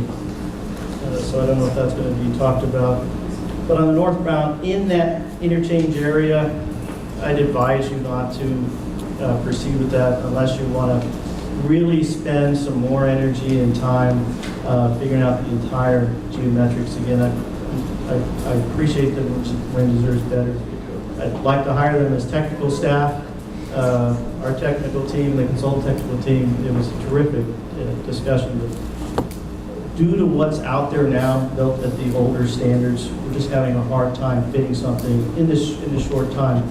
It would be nice to be able to rebuild that entire interchange on the same footprint, but it's difficult to get there, at least in preliminary looks.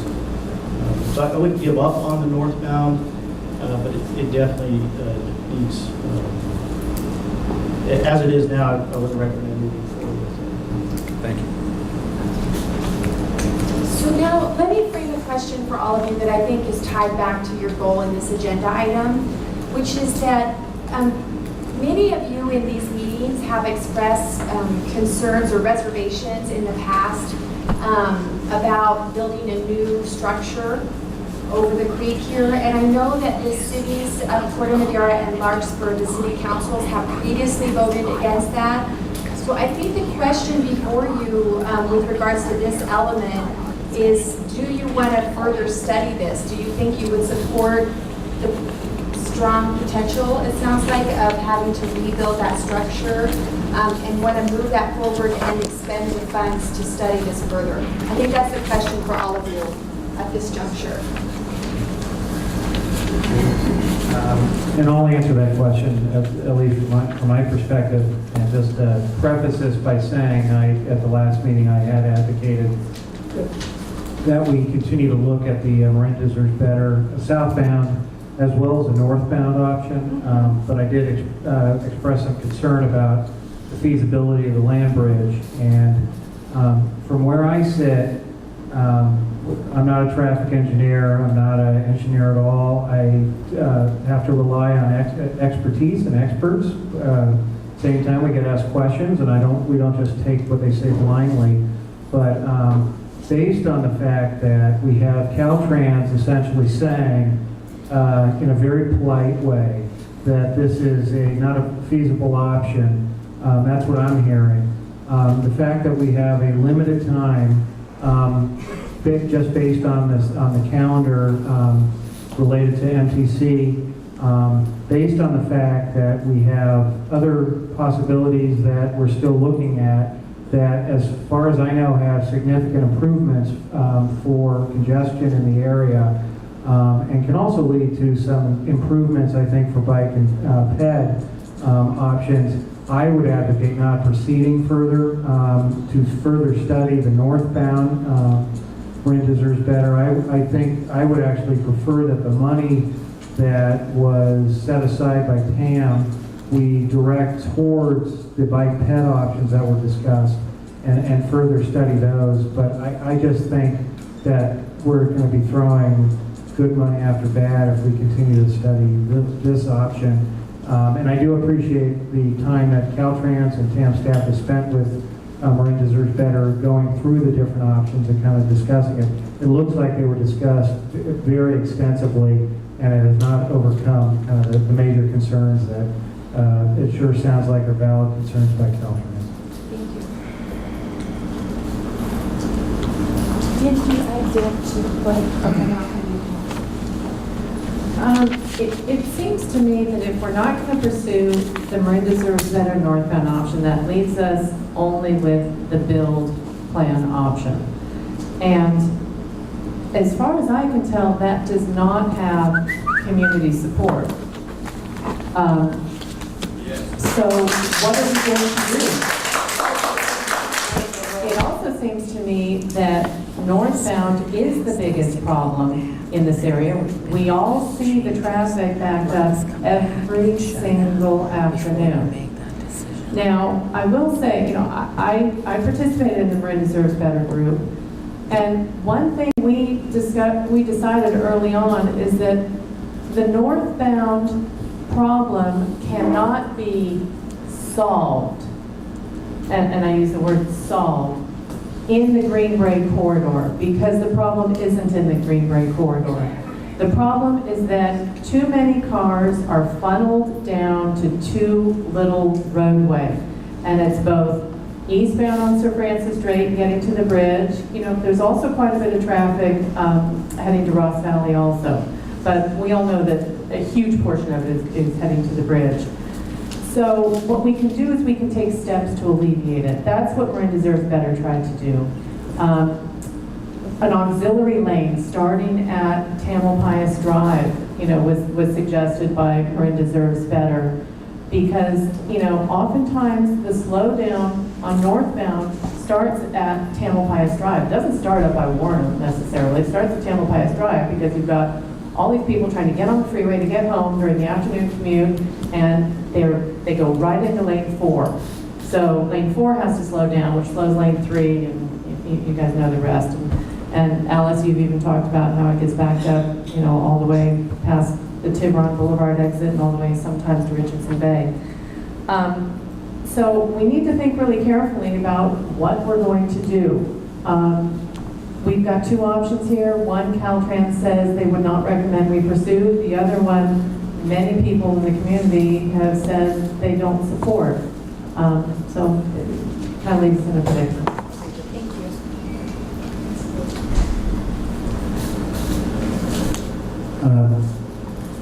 I'll just say for starters, I disagree with Caltrans on many things, probably as often as I agree with them. Now, before you get too carried away with the applause. However, in this particular case, I think Dan has done an excellent job, and I do have some expertise in this area professionally. I think he's done an excellent job of summarizing the issues related to the proposal put forward by Marin Deserves Better. I've been pretty consistent with my remarks, both in attendance at the community meetings and in discussions with Mr. Kennedy, who's the originator. That we used to call this the Kennedy Connector. But in this particular case, I would agree with the Caltrans district director, and I do not see consensus forming around this particular approach. And if I'm going to do anything from further on in this process, I'm going to be listening for consensus items and try to quickly identify them, just given the constraints under which we are operating.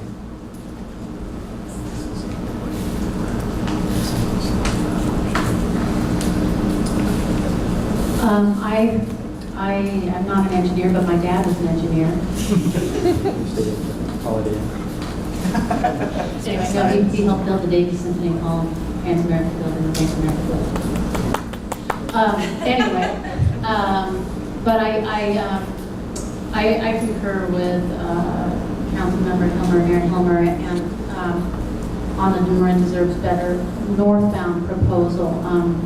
I am really encouraged to hear that Caltrans, there's a glimmer, bright glimmer in their eye over the southbound alternative. So I'm really glad to hear that. I think it's not about. So I would not be in favor of spending more money on pursuing the Marin Deserves Better land bridge. I see it problematic in a host of ways, those that are outlined by Dan.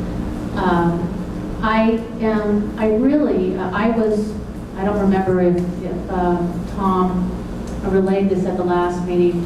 I do want to look again at the northbound project as proposed because but I want to look at it in the light of the comments that were made by the public and the concerns to see if it can be improved.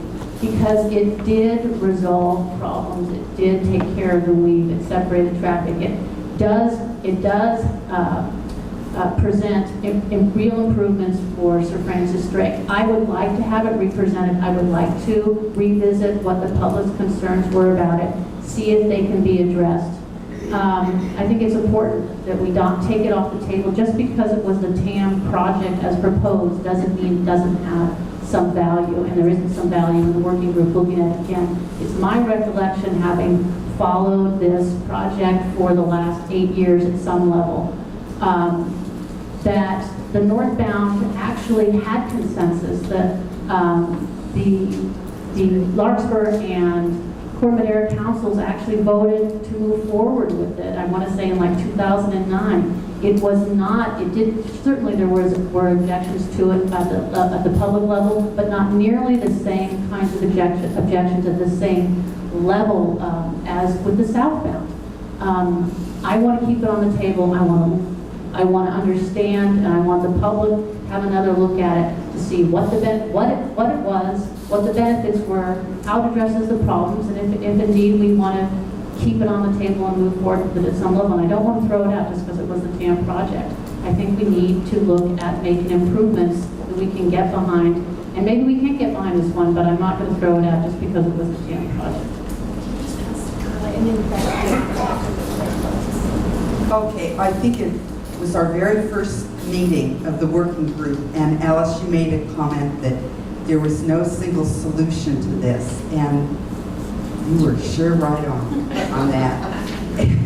And so I want to thank Caltrans, and also I want to thank the TAM board. I made the request that Caltrans have the opportunity to meet with Marin Deserves Better so that they could have this discussion firsthand. And I really appreciate Caltrans, you're being so gracious to do it. I think it was appreciated by all. I would hope that Marin Deserves Better might have maybe another shot at this, and as Diane pointed out, just perhaps, an auxiliary lane might help the whole thing. That the one of the objections I had to the bill plan was the tremendous retaining wall that I just felt was unacceptable. But at any rate, I really hope that we can just continue to make progress and keep this going so that we don't run out of time. Just quickly to clarify one comment that Supervisor Rice made regarding the position of the Larkspur City Council with respect to the northbound quote build project. The consensus of the Larkspur City Council was to move forward with the environmental review of that portion of the proposals. There was no consensus on whether or not it would support that project. It was to move forward with the environmental review, and there was no consensus on moving forward because of the discussion of overall project costs. They felt that moving forward with the northbound, the environmental review of the northbound proposals was worth it, but not the southbound, because they were, at the time, there was no consensus on support for even going forward with the environmental review of the southbound. So I just want to be clear about it. It was a process support with respect to looking at environmental impacts. They did extend the follow-up comment. I'll make this fairly quick, and then I'm going to labor negotiations, so it's been quite a day. First, I think that Dan has done a good job of bringing some clarity to the difficult issue of the decision tree, yes or no.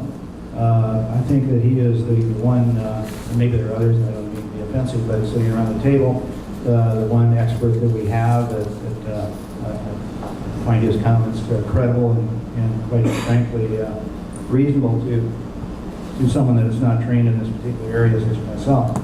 So I'm reluctant to move forward on that. I think that Supervisor Rice makes good points with regard to feasibility and whether or not we should continue to look at that. The original plan perhaps can be tweaked some, but I don't have a lot of confidence at this point that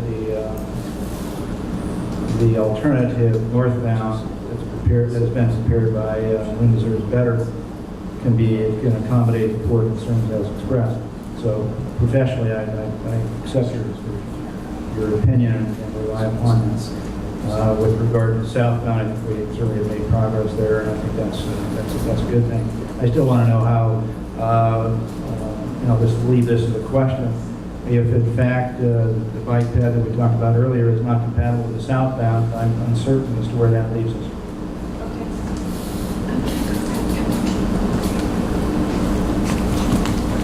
I'll be brief because it appears to me that I'm definitely in the minority here. We went through these public projects. There was commentary made by TAM about what they saw as preliminary issues. Then there was a 2.5 meeting, a technical meeting, and the conclusion is that we shouldn't explore it further. And to me, although I've heard a lot of comments, and I can maybe everyone agrees, but to me that's not what I thought we were doing when we were looking at options. I didn't think we were looking at them, saying there were a few challenges, and then quitting on them. So that's all I have to say, I think. But so you would propose that TAM use the money and keep studying the northbound Wind Deserves Better, the new structure, the possibility of that for the northbound? That or some form of it, or at least, because maybe I'm not even all the way there. I'm just at the point where I have 4 bullet points on an email and 5 minutes of commentary at a meeting, and I just don't know that I have enough information to say that I think that we shouldn't do it. Okay. And maybe that's just me. Maybe I'm a little more like suspicious, kind of detail kind of wanting. Okay. But maybe it is just me. Anyway, that's my comment. Thanks. First of all, I wanted to kind of echo something Dan Helmer mentioned. Like Larkspur, Corte Madera never exactly voted to support this, the northbound TAM proposal. Rather, it was that Corte Madera endorsed moving forward with the environmental review so that we can, certainly learn more about it. And in that process, which, involved a whole lot of study and a whole lot of evaluation and a whole lot of paper reports. Can I just say the reports were enormous? We learned a lot of things about this. We learned that rather than the original concept of a separated lane, a lane separated from the freeway, it turned into 2 very high, elevated lanes. Instead of just, simple changes to Warnham, it turned Warnham near Redwood Highway into an intersection like we have in San Rafael at Bellum and East Francisco. A huge intersection with very confusing crosswalks and lights and everything else. We learned much more about the risks to bicyclists and pedestrians. We learned much more about the visual impacts, including to the RV park that's right there. We also learned about what it accomplishes and what it doesn't accomplish. It still only goes down to 1 lane going towards east of Francis Drake. So we still have all that evening traffic trying to get to the bridge, still going down to 1 lane, making a right on Sir Francis Drake, and then getting stopped at that stoplight. So, this is a huge project. It's 2 elevated lanes, a freeway off-ramp, a freeway on-ramp, rebuilding a whole new intersection. It's a big project, and, it still comes back to cost benefit. And I'm not convinced that there's enough benefit here to justify the cost, both in terms of monetary cost, but also cost to the community. And again, I would stress that looking at the comment letters, I think would be enlightening also.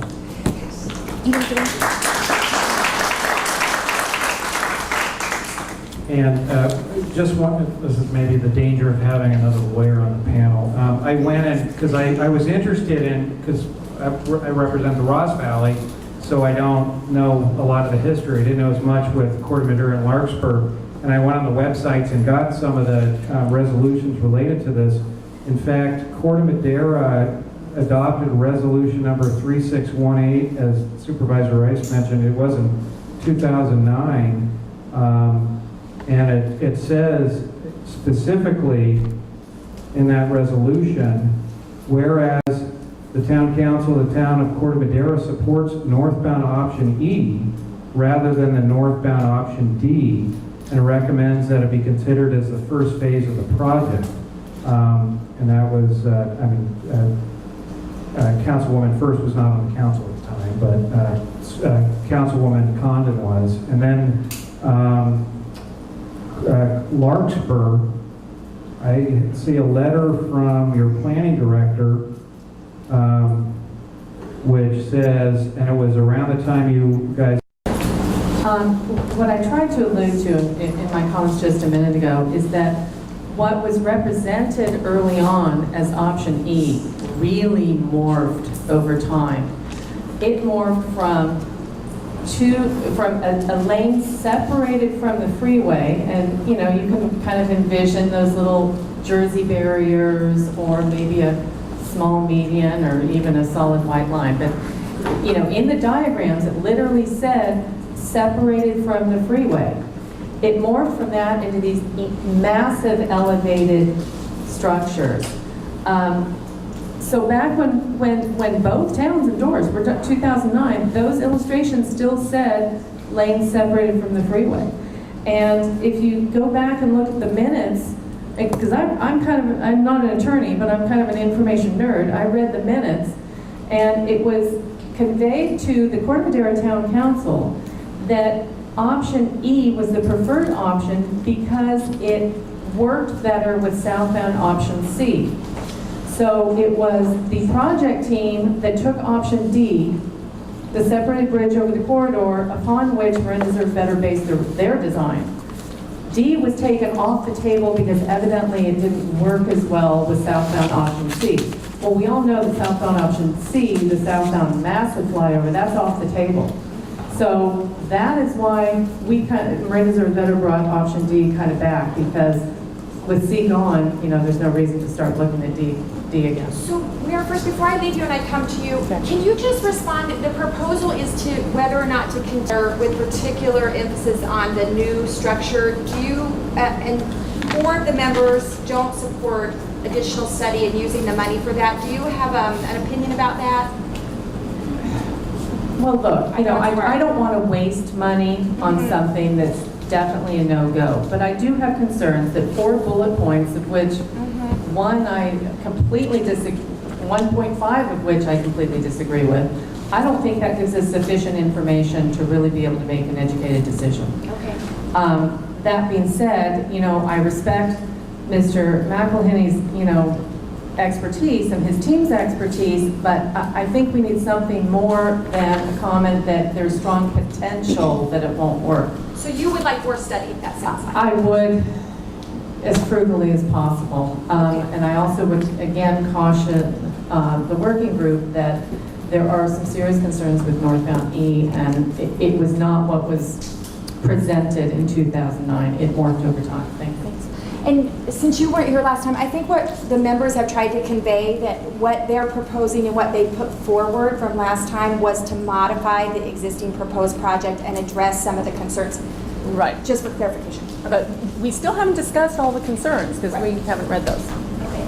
Can you also respond whether or not you support spending more, the 30,000 doing more study on the northbound Marin Reserves better, in particular the rebuild of the structure that Caltrans has? Sure, I'd be happy to comment on that. First of all, and again, I would like to reiterate, I was on the council when we opted for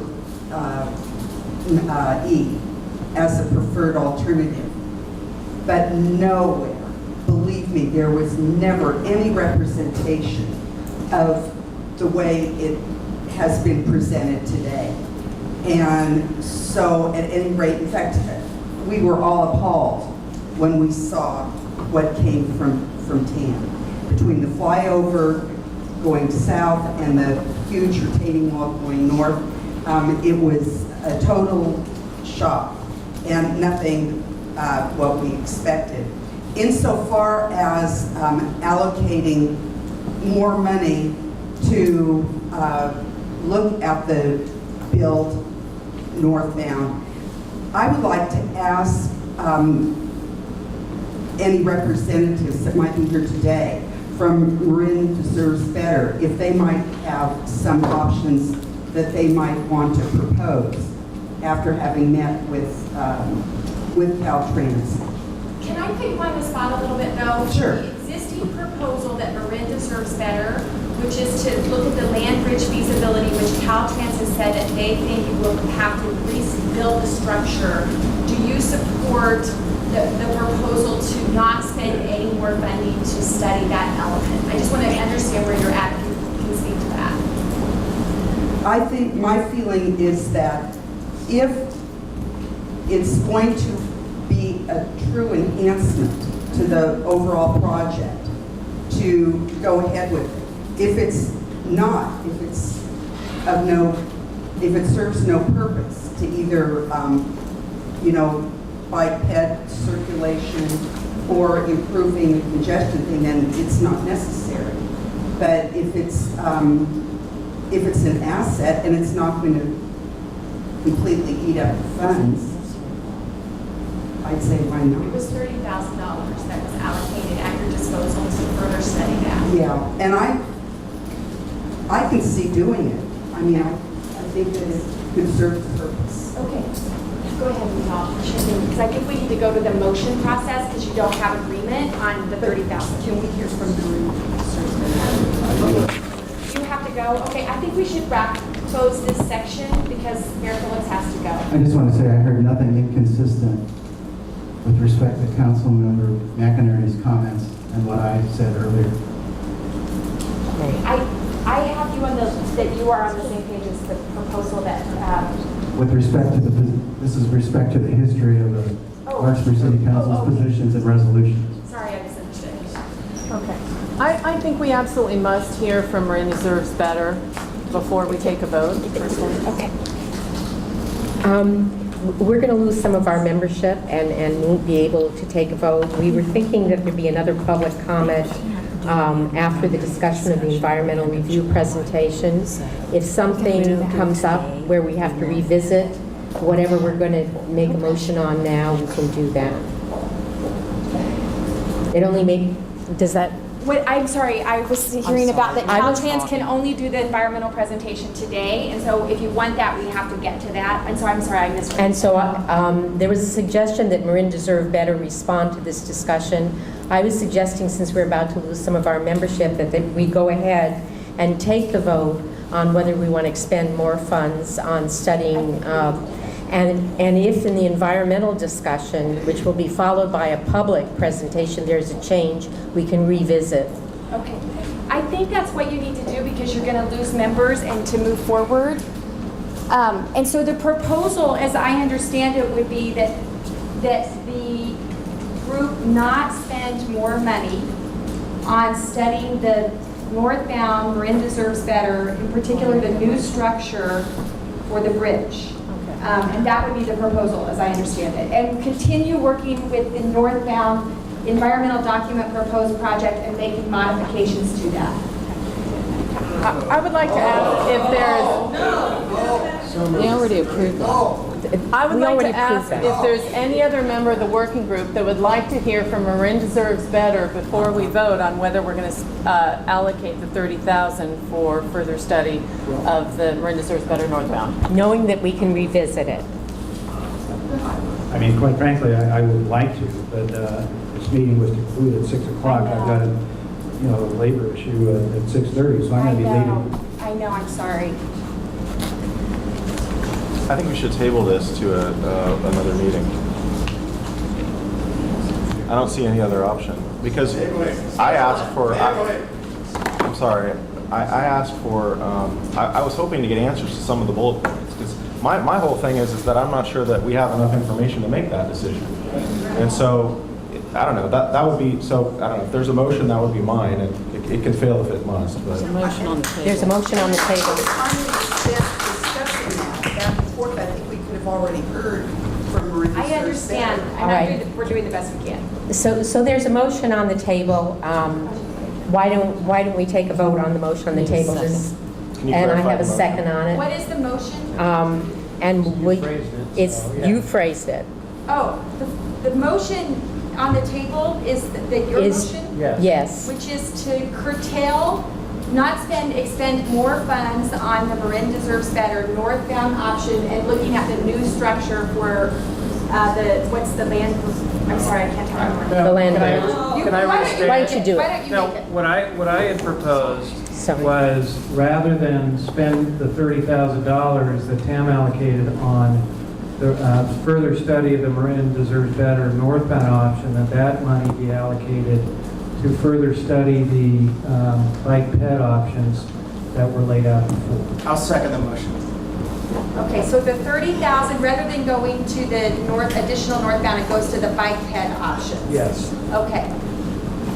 Alice, a point of order. If you're following Robert's Rules of Order, a motion to table takes precedence over every other motion that has been made, and it does not include second.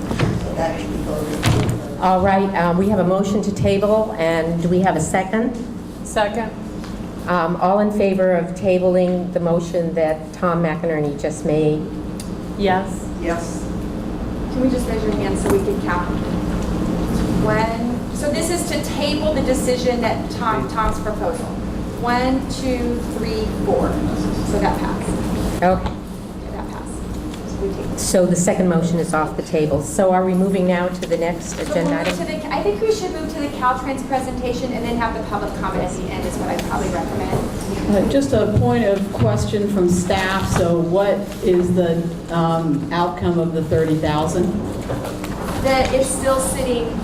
All right, then we'll return to the TAM board on July 26th to request funds for the bike evaluation, and that'll have to come back at a future meeting. We do have a working group meeting scheduled for July 22nd, Right. so presumably we will. Pick up this item at July 22nd. Yeah, but we can't do the work and return to that meeting with the results. Well, So we'll bring that back to the working group on July 22nd.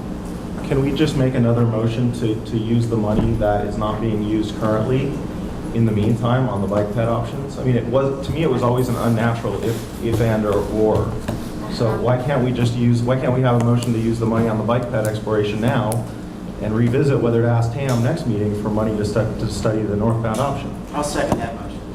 Second that motion. Okay, another vote on that one? Can we have a point of order? Is the decision we have to make on the Marin Deserves Better option contraindicated by any decision we make now on what to do with this money? It's one or the other. So you're actually making a decision on Marin Deserves Better. I believe that's true. So let me, maybe I don't understand, but here's what I thought. I thought that we voted just now to wait and have another discussion about the northbound Marin Deserves Better option. And then I wanted to add on top of that because we're doing that, there's still some unallocated funds, and to the extent that there are, that we use those to study the bike ped options we discussed today before the next TAM board meeting. If that's not possible, I'm interested in hearing why. Why don't I ask staff to clarify what it is the TAM board approved? Yeah, the TAM board approved 30,000 to further study the Marin Deserves Better northbound or another Marin Deserves Better northbound option. And they would want the funds to be spent on that. It was the chair and my opinion that if no funds were needed for further study there, that they could be redirected to the bike options. But to be perfectly safe, it would be better to go back to the TAM board with clarity on the bike options being studied. That's how we've operated And preserve today. the money for the northbound study Correct. in case it's needed In in the next case, meeting. in case it's Okay. needed. So can I- We lose a little bit of time, but not too much. But aren't these items that we'd be studying, these 4 items, aren't they part of a Marin Deserves Better northbound option? Well, the product and explanation to the TAM board was the Marin Deserves Better northbound roadway options. We did not talk at all about the bike pedestrian options at the TAM board meeting. So it sounds like you're potentially jeopardizing the funding you have available to study the northbound Marin Deserves Better roadway options. You know, Is that right? we're just offsetting time a This little bit. this is why it's Just confusing delay for me, and I'll pass it down, because I've talked a lot. But it's confusing to me because at the beginning of the meeting, I thought that we could allocate that money freely to be used for the northbound ped option. So to hear that we can't now is confusing to me. Yeah. Well, it was the roadway was the Can I pass discussion. this? Unless somebody wants to offer a Is different there explanation. anything in the fact that we tabled the Marin Deserves Better northbound option that precludes Caltrans from continuing work on this at no cost to TAM? On this being The Marin Deserves Better northbound.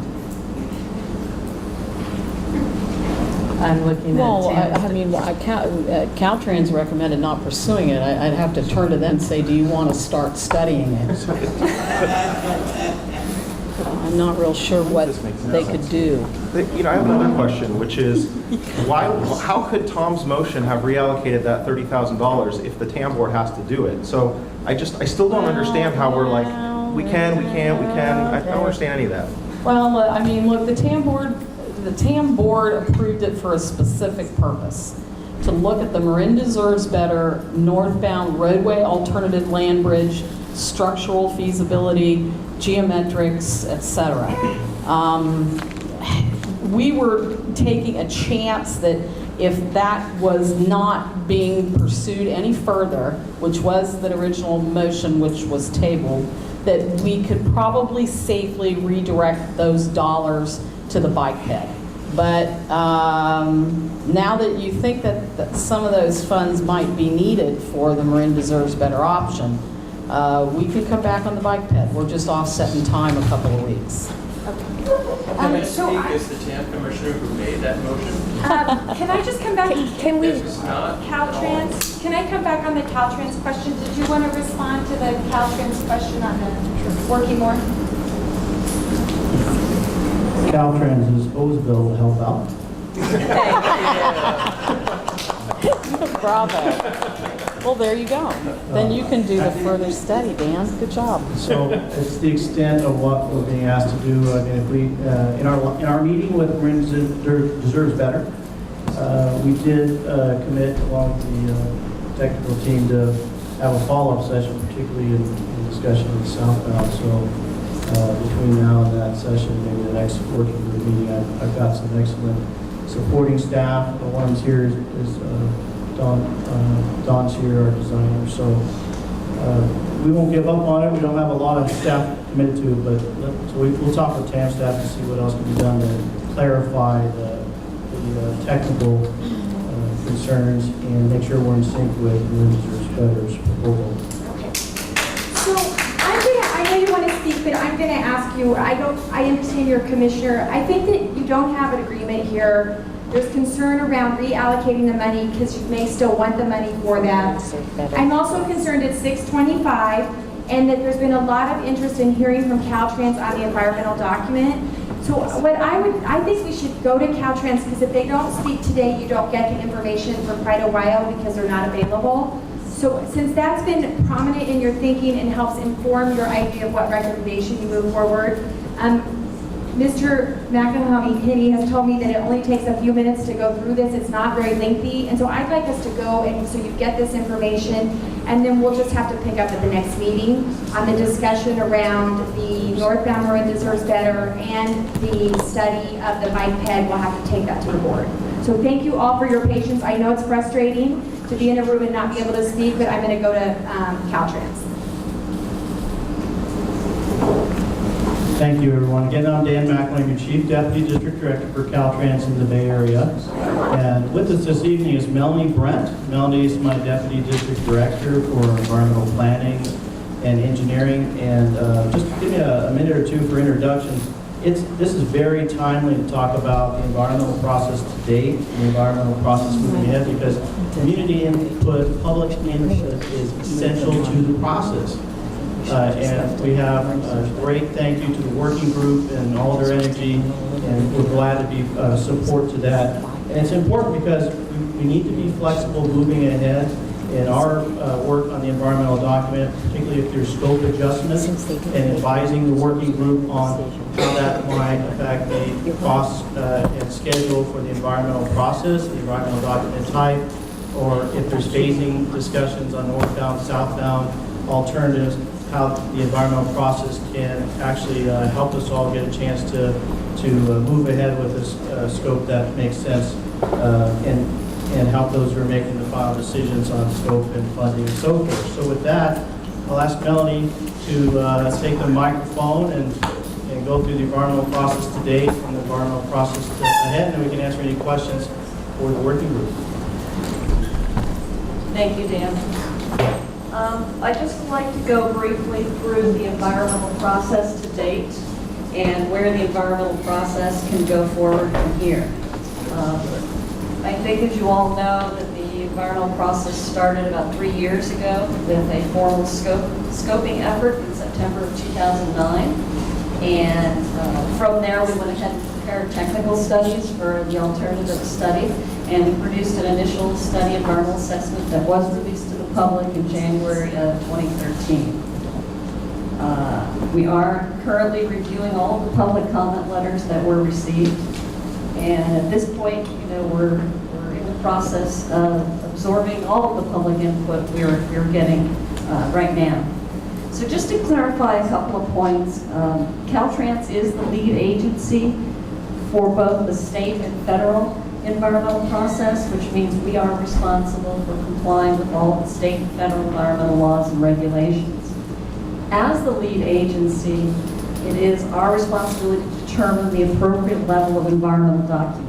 And that determination is based on the potential physical changes to the environment that may occur as a result of the project. So just to sort of explain why we prepared an initial study, based on the information we had at the time through that public scoping effort, we did believe an initial study was the appropriate environmental document. But an initial study is also a document that can be used as a mechanism for determining whether a project has a significant environmental impact and thereby triggering the need to prepare an EIR. So that is the reason we did the initial study. Ma'am? Yes. May I just ask a favor? Sure. That you stand over there and so you can face the public as well as the working group. Sure. Thank you. So the other reason for an initial study is you could find after public involvement and doing the studies that there is not a significant impact on the environment, and either prepare a negative declaration or mitigate a negative declaration, or you could find that there is a significant impact and prepare an EIR. So that decision is where we're at currently.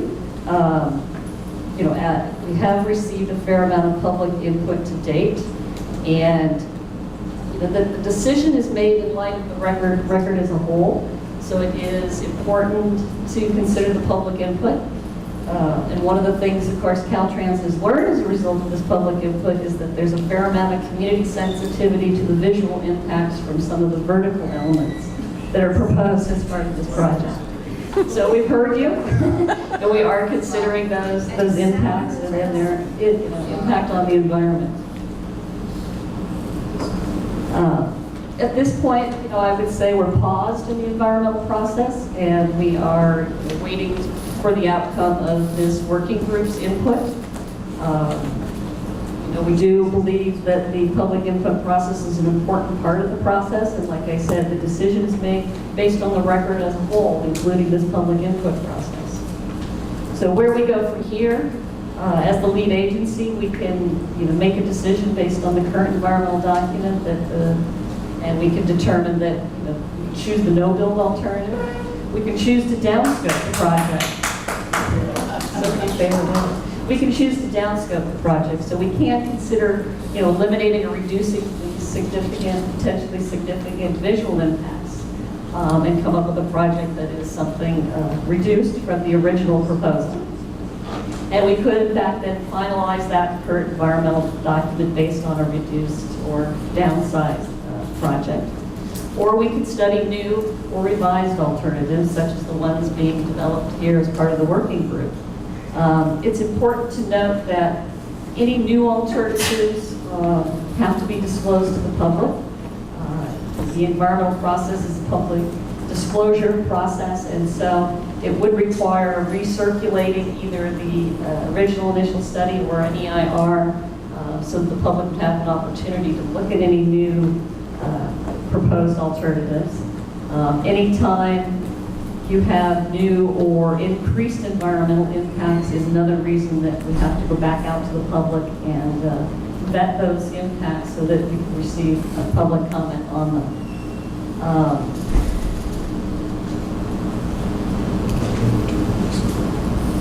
Yeah, I mean, a number of the, alternatives that are being discussed may involve regulatory agencies.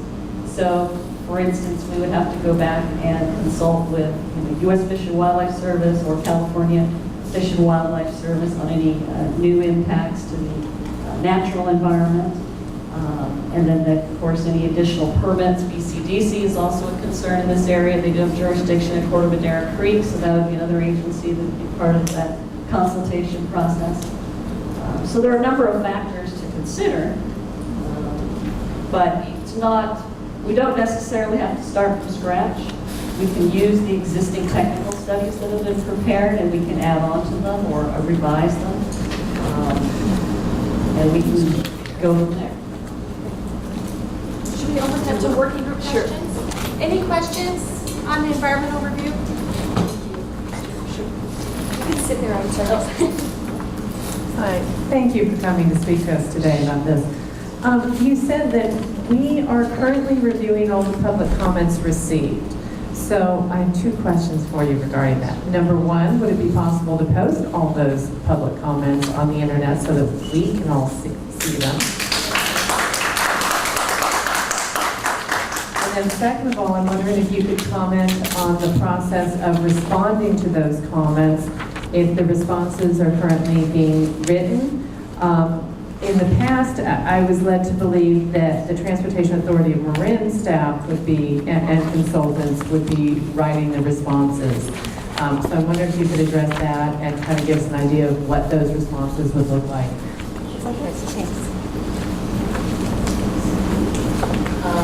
Yes, it is possible to post those comment letters, if that's what the team desires. In terms of the responses, I don't believe any have really been prepared to date. The consultant team would be working on those, but Caltrans would be providing oversight, would be reviewing those responses, and would be working with the consultant on developing those responses. So I don't believe they've really been worked on to date in terms of a response. Okay. I'd like to request that those public comments be put on the internet for all to see. And so, well, it's not agendized. You don't have to make a motion. If they say they'll do it, they'll do Okay, it. so, project team, could you do that? Place the comments on the internet. Who will do it? Yes. Thank you. Okay, any follow-up questions from the working group? If not, we'll go to the comment period. I just want to say that was an excellent summary. Thanks. Yes. So before we go open it up to the comment period, I think thank you very much. Let's give them a round of applause. Thanks. Okay, so before we go to the comment period, excuse me, so I think where we've landed is at your next meeting, which is July 22nd, we're going to pick back up with the northbound Marin Deserves Better discussion with Caltrans. It sounds like are open to doing some more thinking about that, and we'll come back and pick that up again. And then we'll revisit, the working group will revisit whether or not you want to expend funds to further discuss that, further analyze that option. The other thing that that everyone is supportive of on the bicycle and pedestrian public submittals, that you'd like to look more, have a high-level feasibility, kind of cost estimates for the pedestrian overcrossing, preserving that or replacing it under the Marin Deserves Better, the Bracken option, and the proposed project. Also to look at the, it's not tunnels, you said, undercrossings. Thank you, undercrossings. Consideration that you might want to do this as a second phase is the new bridge for the north-south Greenway. I'd like to withdraw my proposal that it be phase 2. Let's just keep it all four together. And then the pathway for the levee. So that would go to the TAM board for a request for funds in order to study that further, and that will occur after your next meeting. So that's kind of where we ended today. Should we move to the public comment or any final comments from members? No? Okay, public comment, and I want to thank you all for your patience and flexibility, because I know we've been holding you at bay for quite a while, including this gentleman. Could we let you go first? I just wanted to clarify, and here's a microphone tip for people. Hold the microphone so it's pointing at your mouth. Go like this. Okay, so that taken care of. I just wanted to clarify for this board here that the motion that I made at the TAM board, there was a long conversation there, and it had a lot of conversation, various different aspects, but the motion was not limited to the North Mountain Land Bridge area. It was the extra, the $30,000 that was approved for further study was at the discretion of this body that is sitting here. I just want to make that clear. I'm just saying. Good afternoon. My name is John Robbins. I live in Lucky Drive. The map on page 46 is really what I'd like you to look at when we're talking about this. What I'm really concerned about, I'm going to start from the south end and work north. The most serious problem we have, in my view, is where they plan to start taking their diversion ramp and the off-ramp to Warren. It is right about where the little scenic viewpoint is that looks out over the marsh. So they would take an off-ramp there, plus the 2 lanes of diversion. And what that would result in is basically clear cut every tree there, from there all the way up to the industrial way on there. So my own personal opinion is that as Marin drivers went by this site, and they saw all those trees going down, they wouldn't appreciate that at all. And nor would the birds and the animals that live in this area. And this is a virtual wild area because it's completely fenced off. So we could call it a little pocket wilderness park. But no, they want to convert that to asphalt and cement. Then you go a little further down the freeway, and there's that pedestrian overcrossing. Well, if we get rid of the Marin Deserves Better idea, and we go back to the original TAM concept, that bridge is gone. And this is in complete contradiction to what TAM is supposed to be about. One of the mandates, as I understand it, is that TAM is supposed to be enhancing all of the transportation modes that are available. But with this northbound plan, they're going to eliminate 50% of the routes that you can get across that freeway by taking that overcrossing down. And that's something that's worked for decades for a lot of people. So I hope you consider that very seriously when you make a decision. Now, Diane already showed how Warren Drive would turn into a complete mess with off-ramps and on-ramps, right-hand turn lanes, left-hand turn lanes, multiple signals. Any sane parent would not let their child get near that place. Now, as far as the land bridge, you know, one of the comments from Dan was, we're talking about highway speeds. Well, we're not talking about highway speeds there. We're talking about people coming on the on-ramp at Industrial Way. And they're the only people that are going to use that land bridge. So they're coming on at a few miles an hour, and then they make that land bridge. Now, maybe the land bridge won't work, for technical reasons. And that's understandable if that's the case. And that's not a make or break for the Marine Reserve's better plan.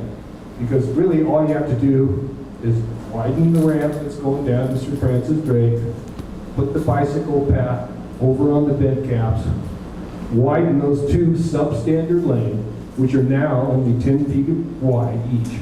So naturally, it's a bottleneck as cars try to get in there.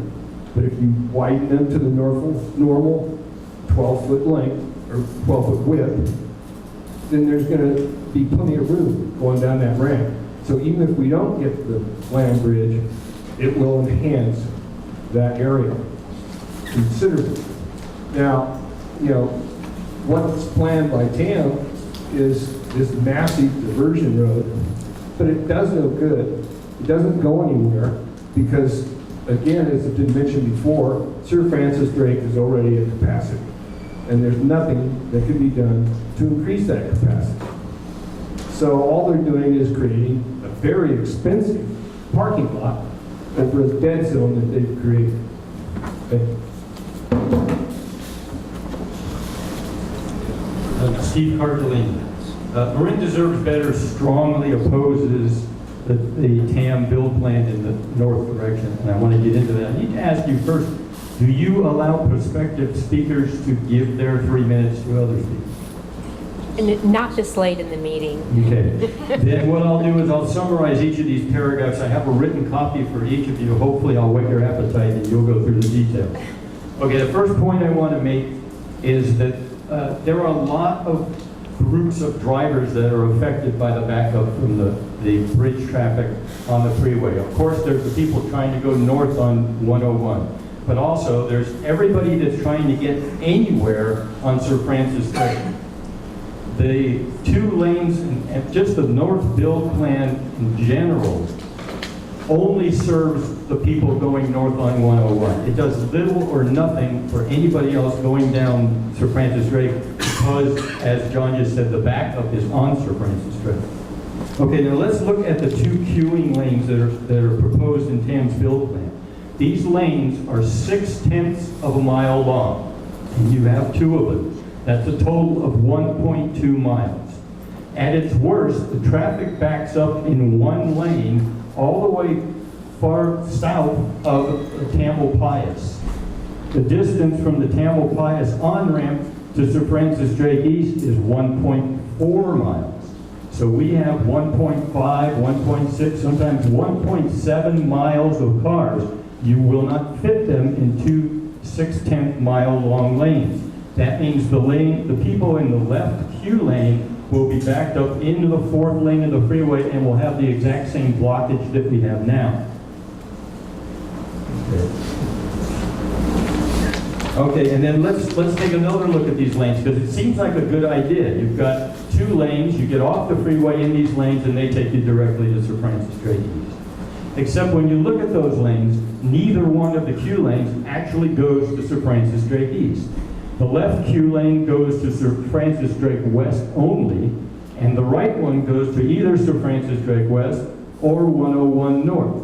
In order to get from either of those lanes to Sir Francis Drake East, you have to weave to the right at the same time that the traffic that's coming on from industrial is having to weave to the left in order to get the lane that will take them to either Sir Francis Drake West or to 101 North. Okay, finally, let's look at the effect that the North Build Plan has on traffic heading to Sir Francis Drake West from 101 North. Currently, those people don't get off the freeway until north of Industrial, and they do it in their own lane that generally moves pretty quickly. With the build plan, those people have to get off the freeway south of Warnham, and they get into the queue lane with all the traffic going to the bridge. They crawl that whole distance until they get to the split for Sir Francis Drake West and Sir Francis Drake East before they can go on their way. So that does 2 things. One, it adds 10 or 15 minutes to their commute time, which they're not going to like.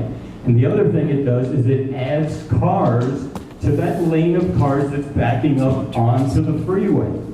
There's no, I see you shaking your head, but there's no way for them to get to Sir Francis Drake West without being queued up with all that traffic going to the bridge. Okay, so now we kind of get an image of what we'd be buying with these 2 lanes. They slow down the traffic going to Sir Francis Drake West. They increase the queuing at Industrial, and they probably don't even serve their intended purpose. So let's look at what we'd be paying for this. This is a time when we're supposed to be encouraging people to get out of their cars and to walk and bicycle to nearby locations. North of Tamalpais and south of the creek, there are only 2 ways that you can walk or bike from one side of the freeway to the other. One's the pedestrian overcrossing, the other one is Warner. This plan would tear down the pedestrian overcrossing, and it would add an off-ramp that goes right across the bike lane going under Warner. This would discourage people from getting on bicycles. It would endanger our children when they're trying to bicycle to school.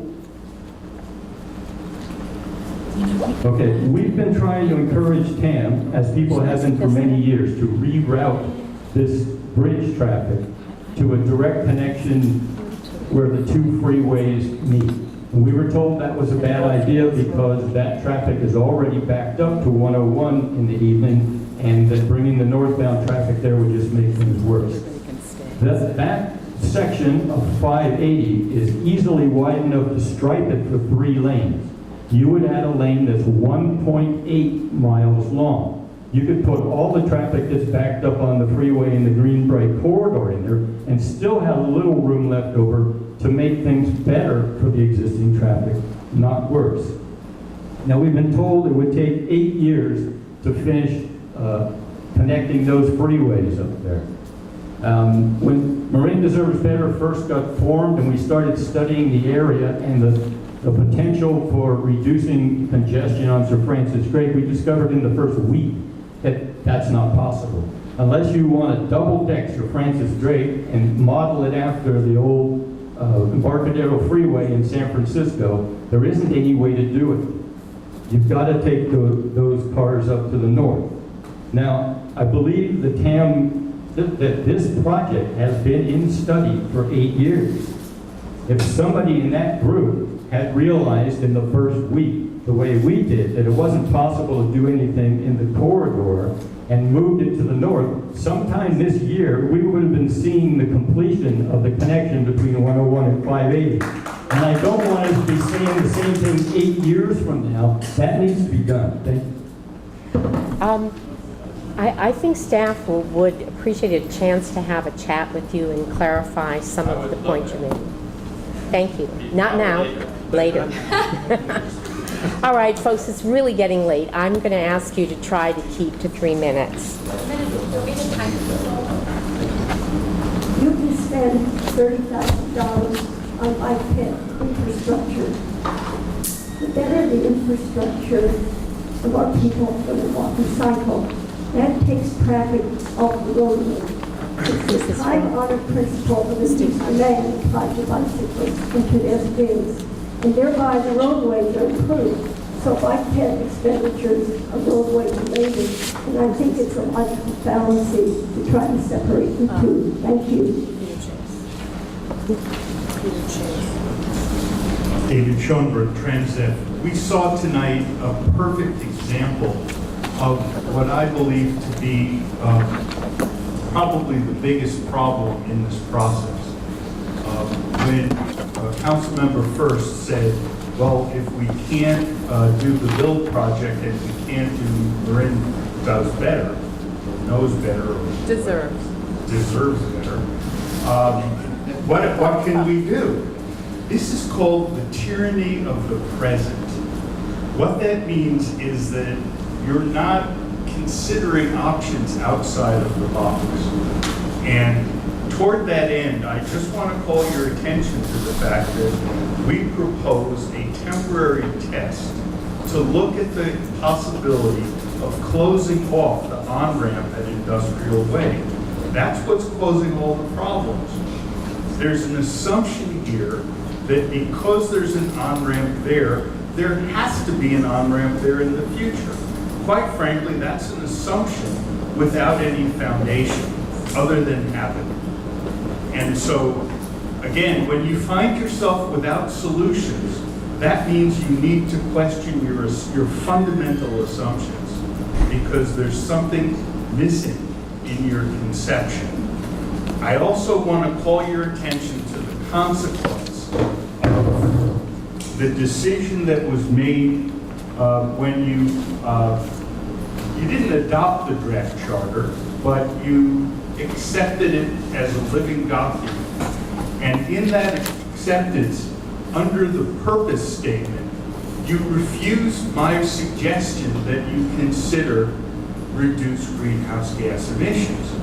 The significance of that, yes, that was you, Madam Chair, who 3 times, I believe, resisted that.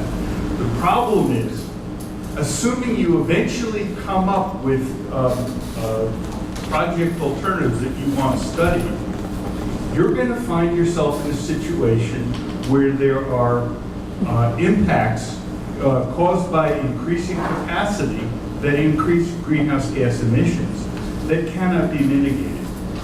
And so by not starting with that recognition, you're heading towards alternatives that were appropriate in 1990 and not in 2013.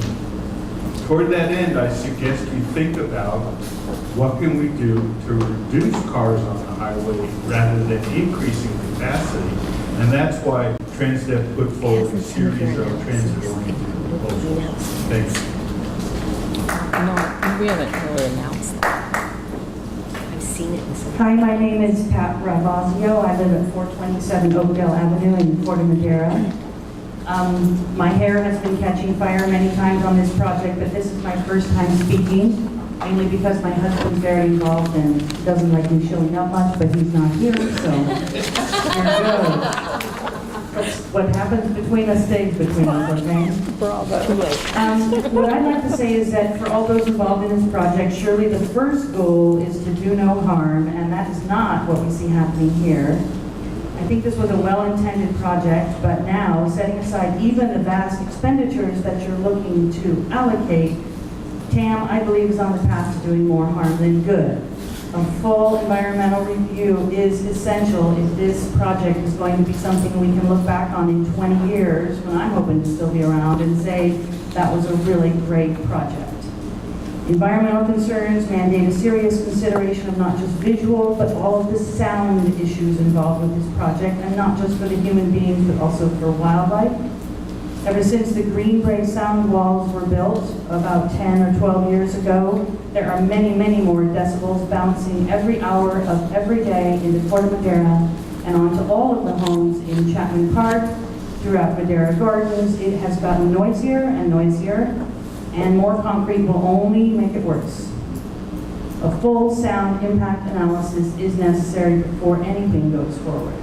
And surely retrofitting is obviously a more environmentally sound approach overall than tearing it all down and starting over again with drilling huge pilings for months and months and causing mess and environmental destruction.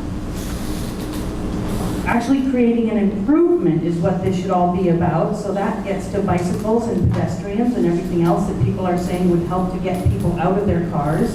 Here, ABAG is forcing us to build high-rises next to this highway, and in the meantime, there won't be any way to get around it other than on a car, which is the very thing they are saying they are trying to avoid us using.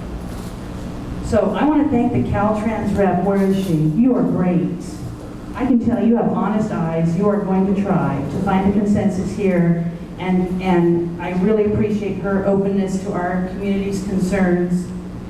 As I'm sure Caltrans understands by now, there are some serious mistrust issues between TAM and the community it is pledged to serve, and we see an undermining of the intent of this process on this board.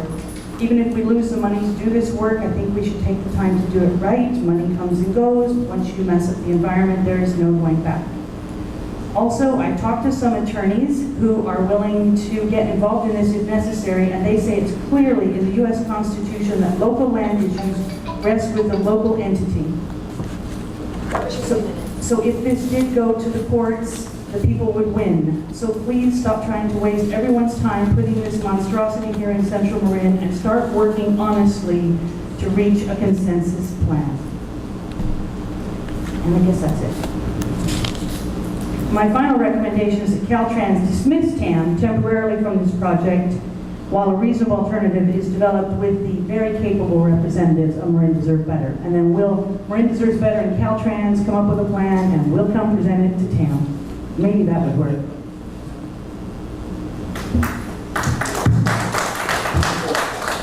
Don't tell Bob. It's on camera.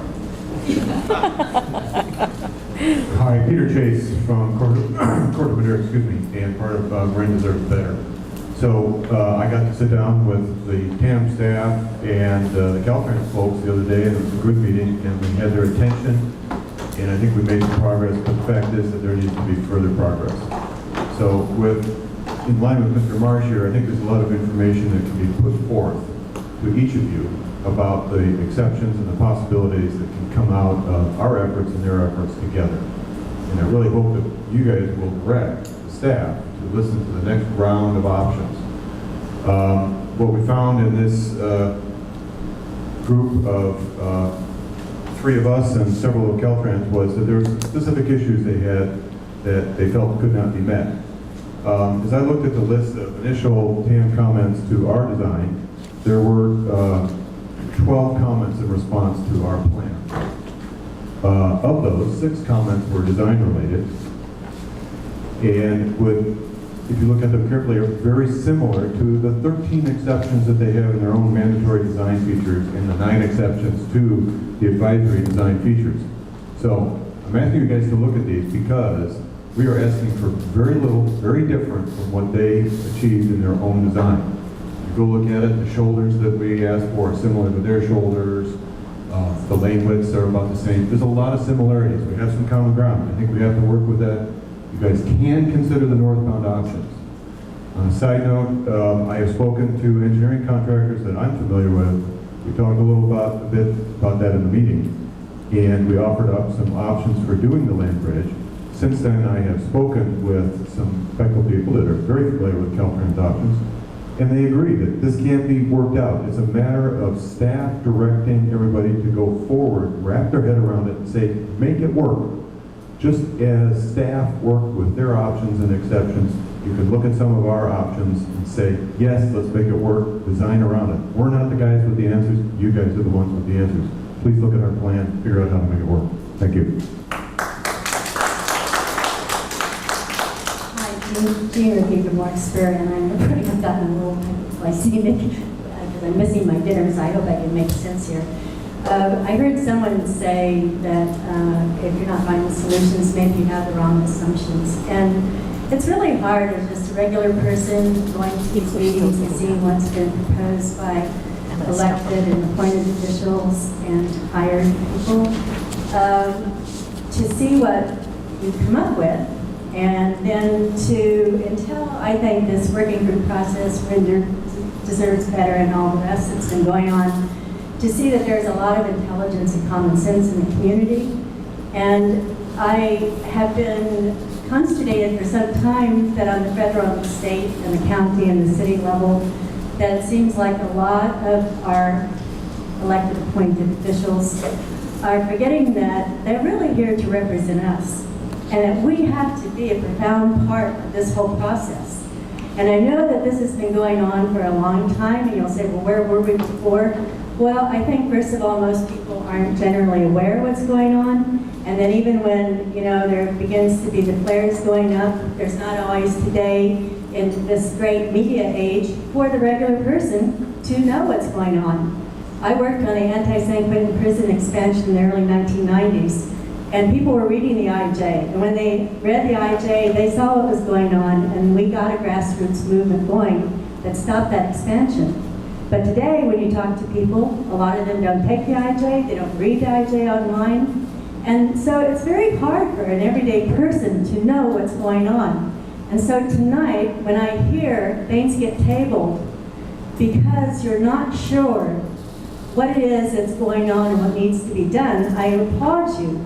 because you are here to represent us. And when you've heard over and over again all the concerns, and I know that you're not just sitting back and not thinking about them, but this thing that I see over and over again, which is there's money out here, and if we don't move now, we're not going to get it. And I know that's no small thing, but that is no reason to make wrong decisions. That's no reason not to listen to the people that you represent and use their intelligence and their sense of well-being. This is our community. You're representing us. You're representing what we want and not what you want. And so just even a thing, there are two things going on, which is this whole thing about 101, 580. From the get-go, to me, when I heard about congestion problems, that's where they are. That is an assumption that all of these very expensive, not very pleasant solutions are going to damage our community that we all love, and they are not going to resolve congestion. I've already heard before that the safety issues are not the safety issues that have been presented. So all I'm urging you to do is to look out here at us and keep listening to us, because that's who you're supposed to be serving. And I'm not saying that you're not, but there is too much money being spent on this project. There are too many things the community doesn't want.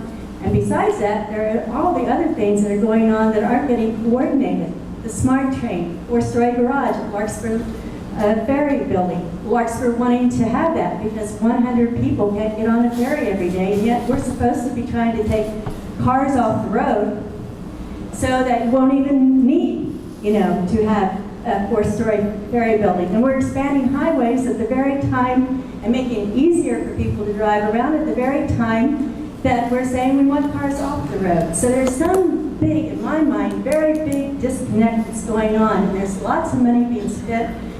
And the last thing is, I think a lot of Americans don't want to be used as an ATM anymore. When there are problems going on, we do not have the money to keep solving your problems. And I hate to say it, I don't mean it as an embarrassing thing, but you look at where Caltrans pushed the Bay Bridge when there were red flags going on, and we see what's happened now. So you've got a lot of red flags to look at. And thank you very much. All right, so let's hear the final word from Mr. Jack Fetch. Good afternoon. My name is Good Tom Jack. I'm a member of the Marine Deserves Better. And a really different issue I would talk about is the credibility of the TAM. Some of the reports, some of the issues came up with everybody. Many of us know of that. But Caltrans was never a credibility gap. But it's this letter coming from Mr. Nguyen, or I forgot, I can't pronounce his name, on June 27th. It's lots of credibility there because it makes absolutely no sense. Any points he brings up is garbage. So I would like to ask the Caltrans withdraw that letter because it is unacceptable to me. And I would like to say to the environmental study, that letter is absolutely garbage. And we are better off if we are this kind of people driving this project. We are better off no bill than bill. Thank you very much. If there are no comments from, yes. I would just like to renew my motion that I made earlier that we allocate the $30,000 that will not be spent until maybe after next meeting to the bike and ped stuff. So that's my motion. I'll second. All right, I just want to make a comment that if we take the money that we're thinking, if we do more Marin Deserves Better work we'll use for it, we're going to have another problem to untangle. Is everybody okay? So there's the motion. All in favor? Aye. Anyone opposed? We're done. Yes. I would like to ask if we can have continuing discussions between Marin Does Better and Marin Deserves Better and Caltrans to see if we can reach some sort of a solution to in the north end. Oh, right. And further to south end. Can we just take a step back? Because there is a perception, and it's my memory too, that what the TAM board really authorized us to do was to allocate the money to look at the roadway projects. I'm not sure we have the authority to allocate it.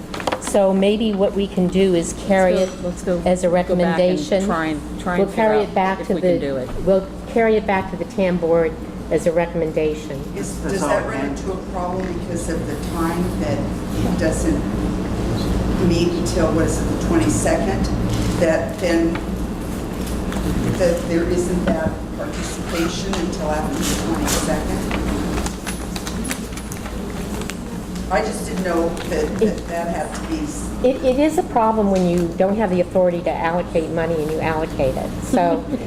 Well, it We are seems to me- advisory to the TAM board. And we're just advisory. They gave us the authority to do certain things with that money, and we're now proposing to do something else, so we have to carry it back. Well, but when we were authorized, wasn't the language that, so it was used prudently and, I'm trying to think of the descriptions, one was prudently and... Well, Can you go back to the, just Yeah, go back and go to the record and... Sure. Yeah. Well, let us see if we can do it. We'll Yeah. do our best to try and find a way to do it. Okay, I would also, You know. may I make a quick comment? Yeah. We only have 3 working group meetings scheduled. Do we need to start meeting weekly? Because, we're getting down to crunch time, and there are still a whole lot of issues that have not been resolved. And I'm really concerned about that. I'm happy to do that. Why don't we wait until the next meeting and see where we are before we make a decision? We'll spring for some pizzas.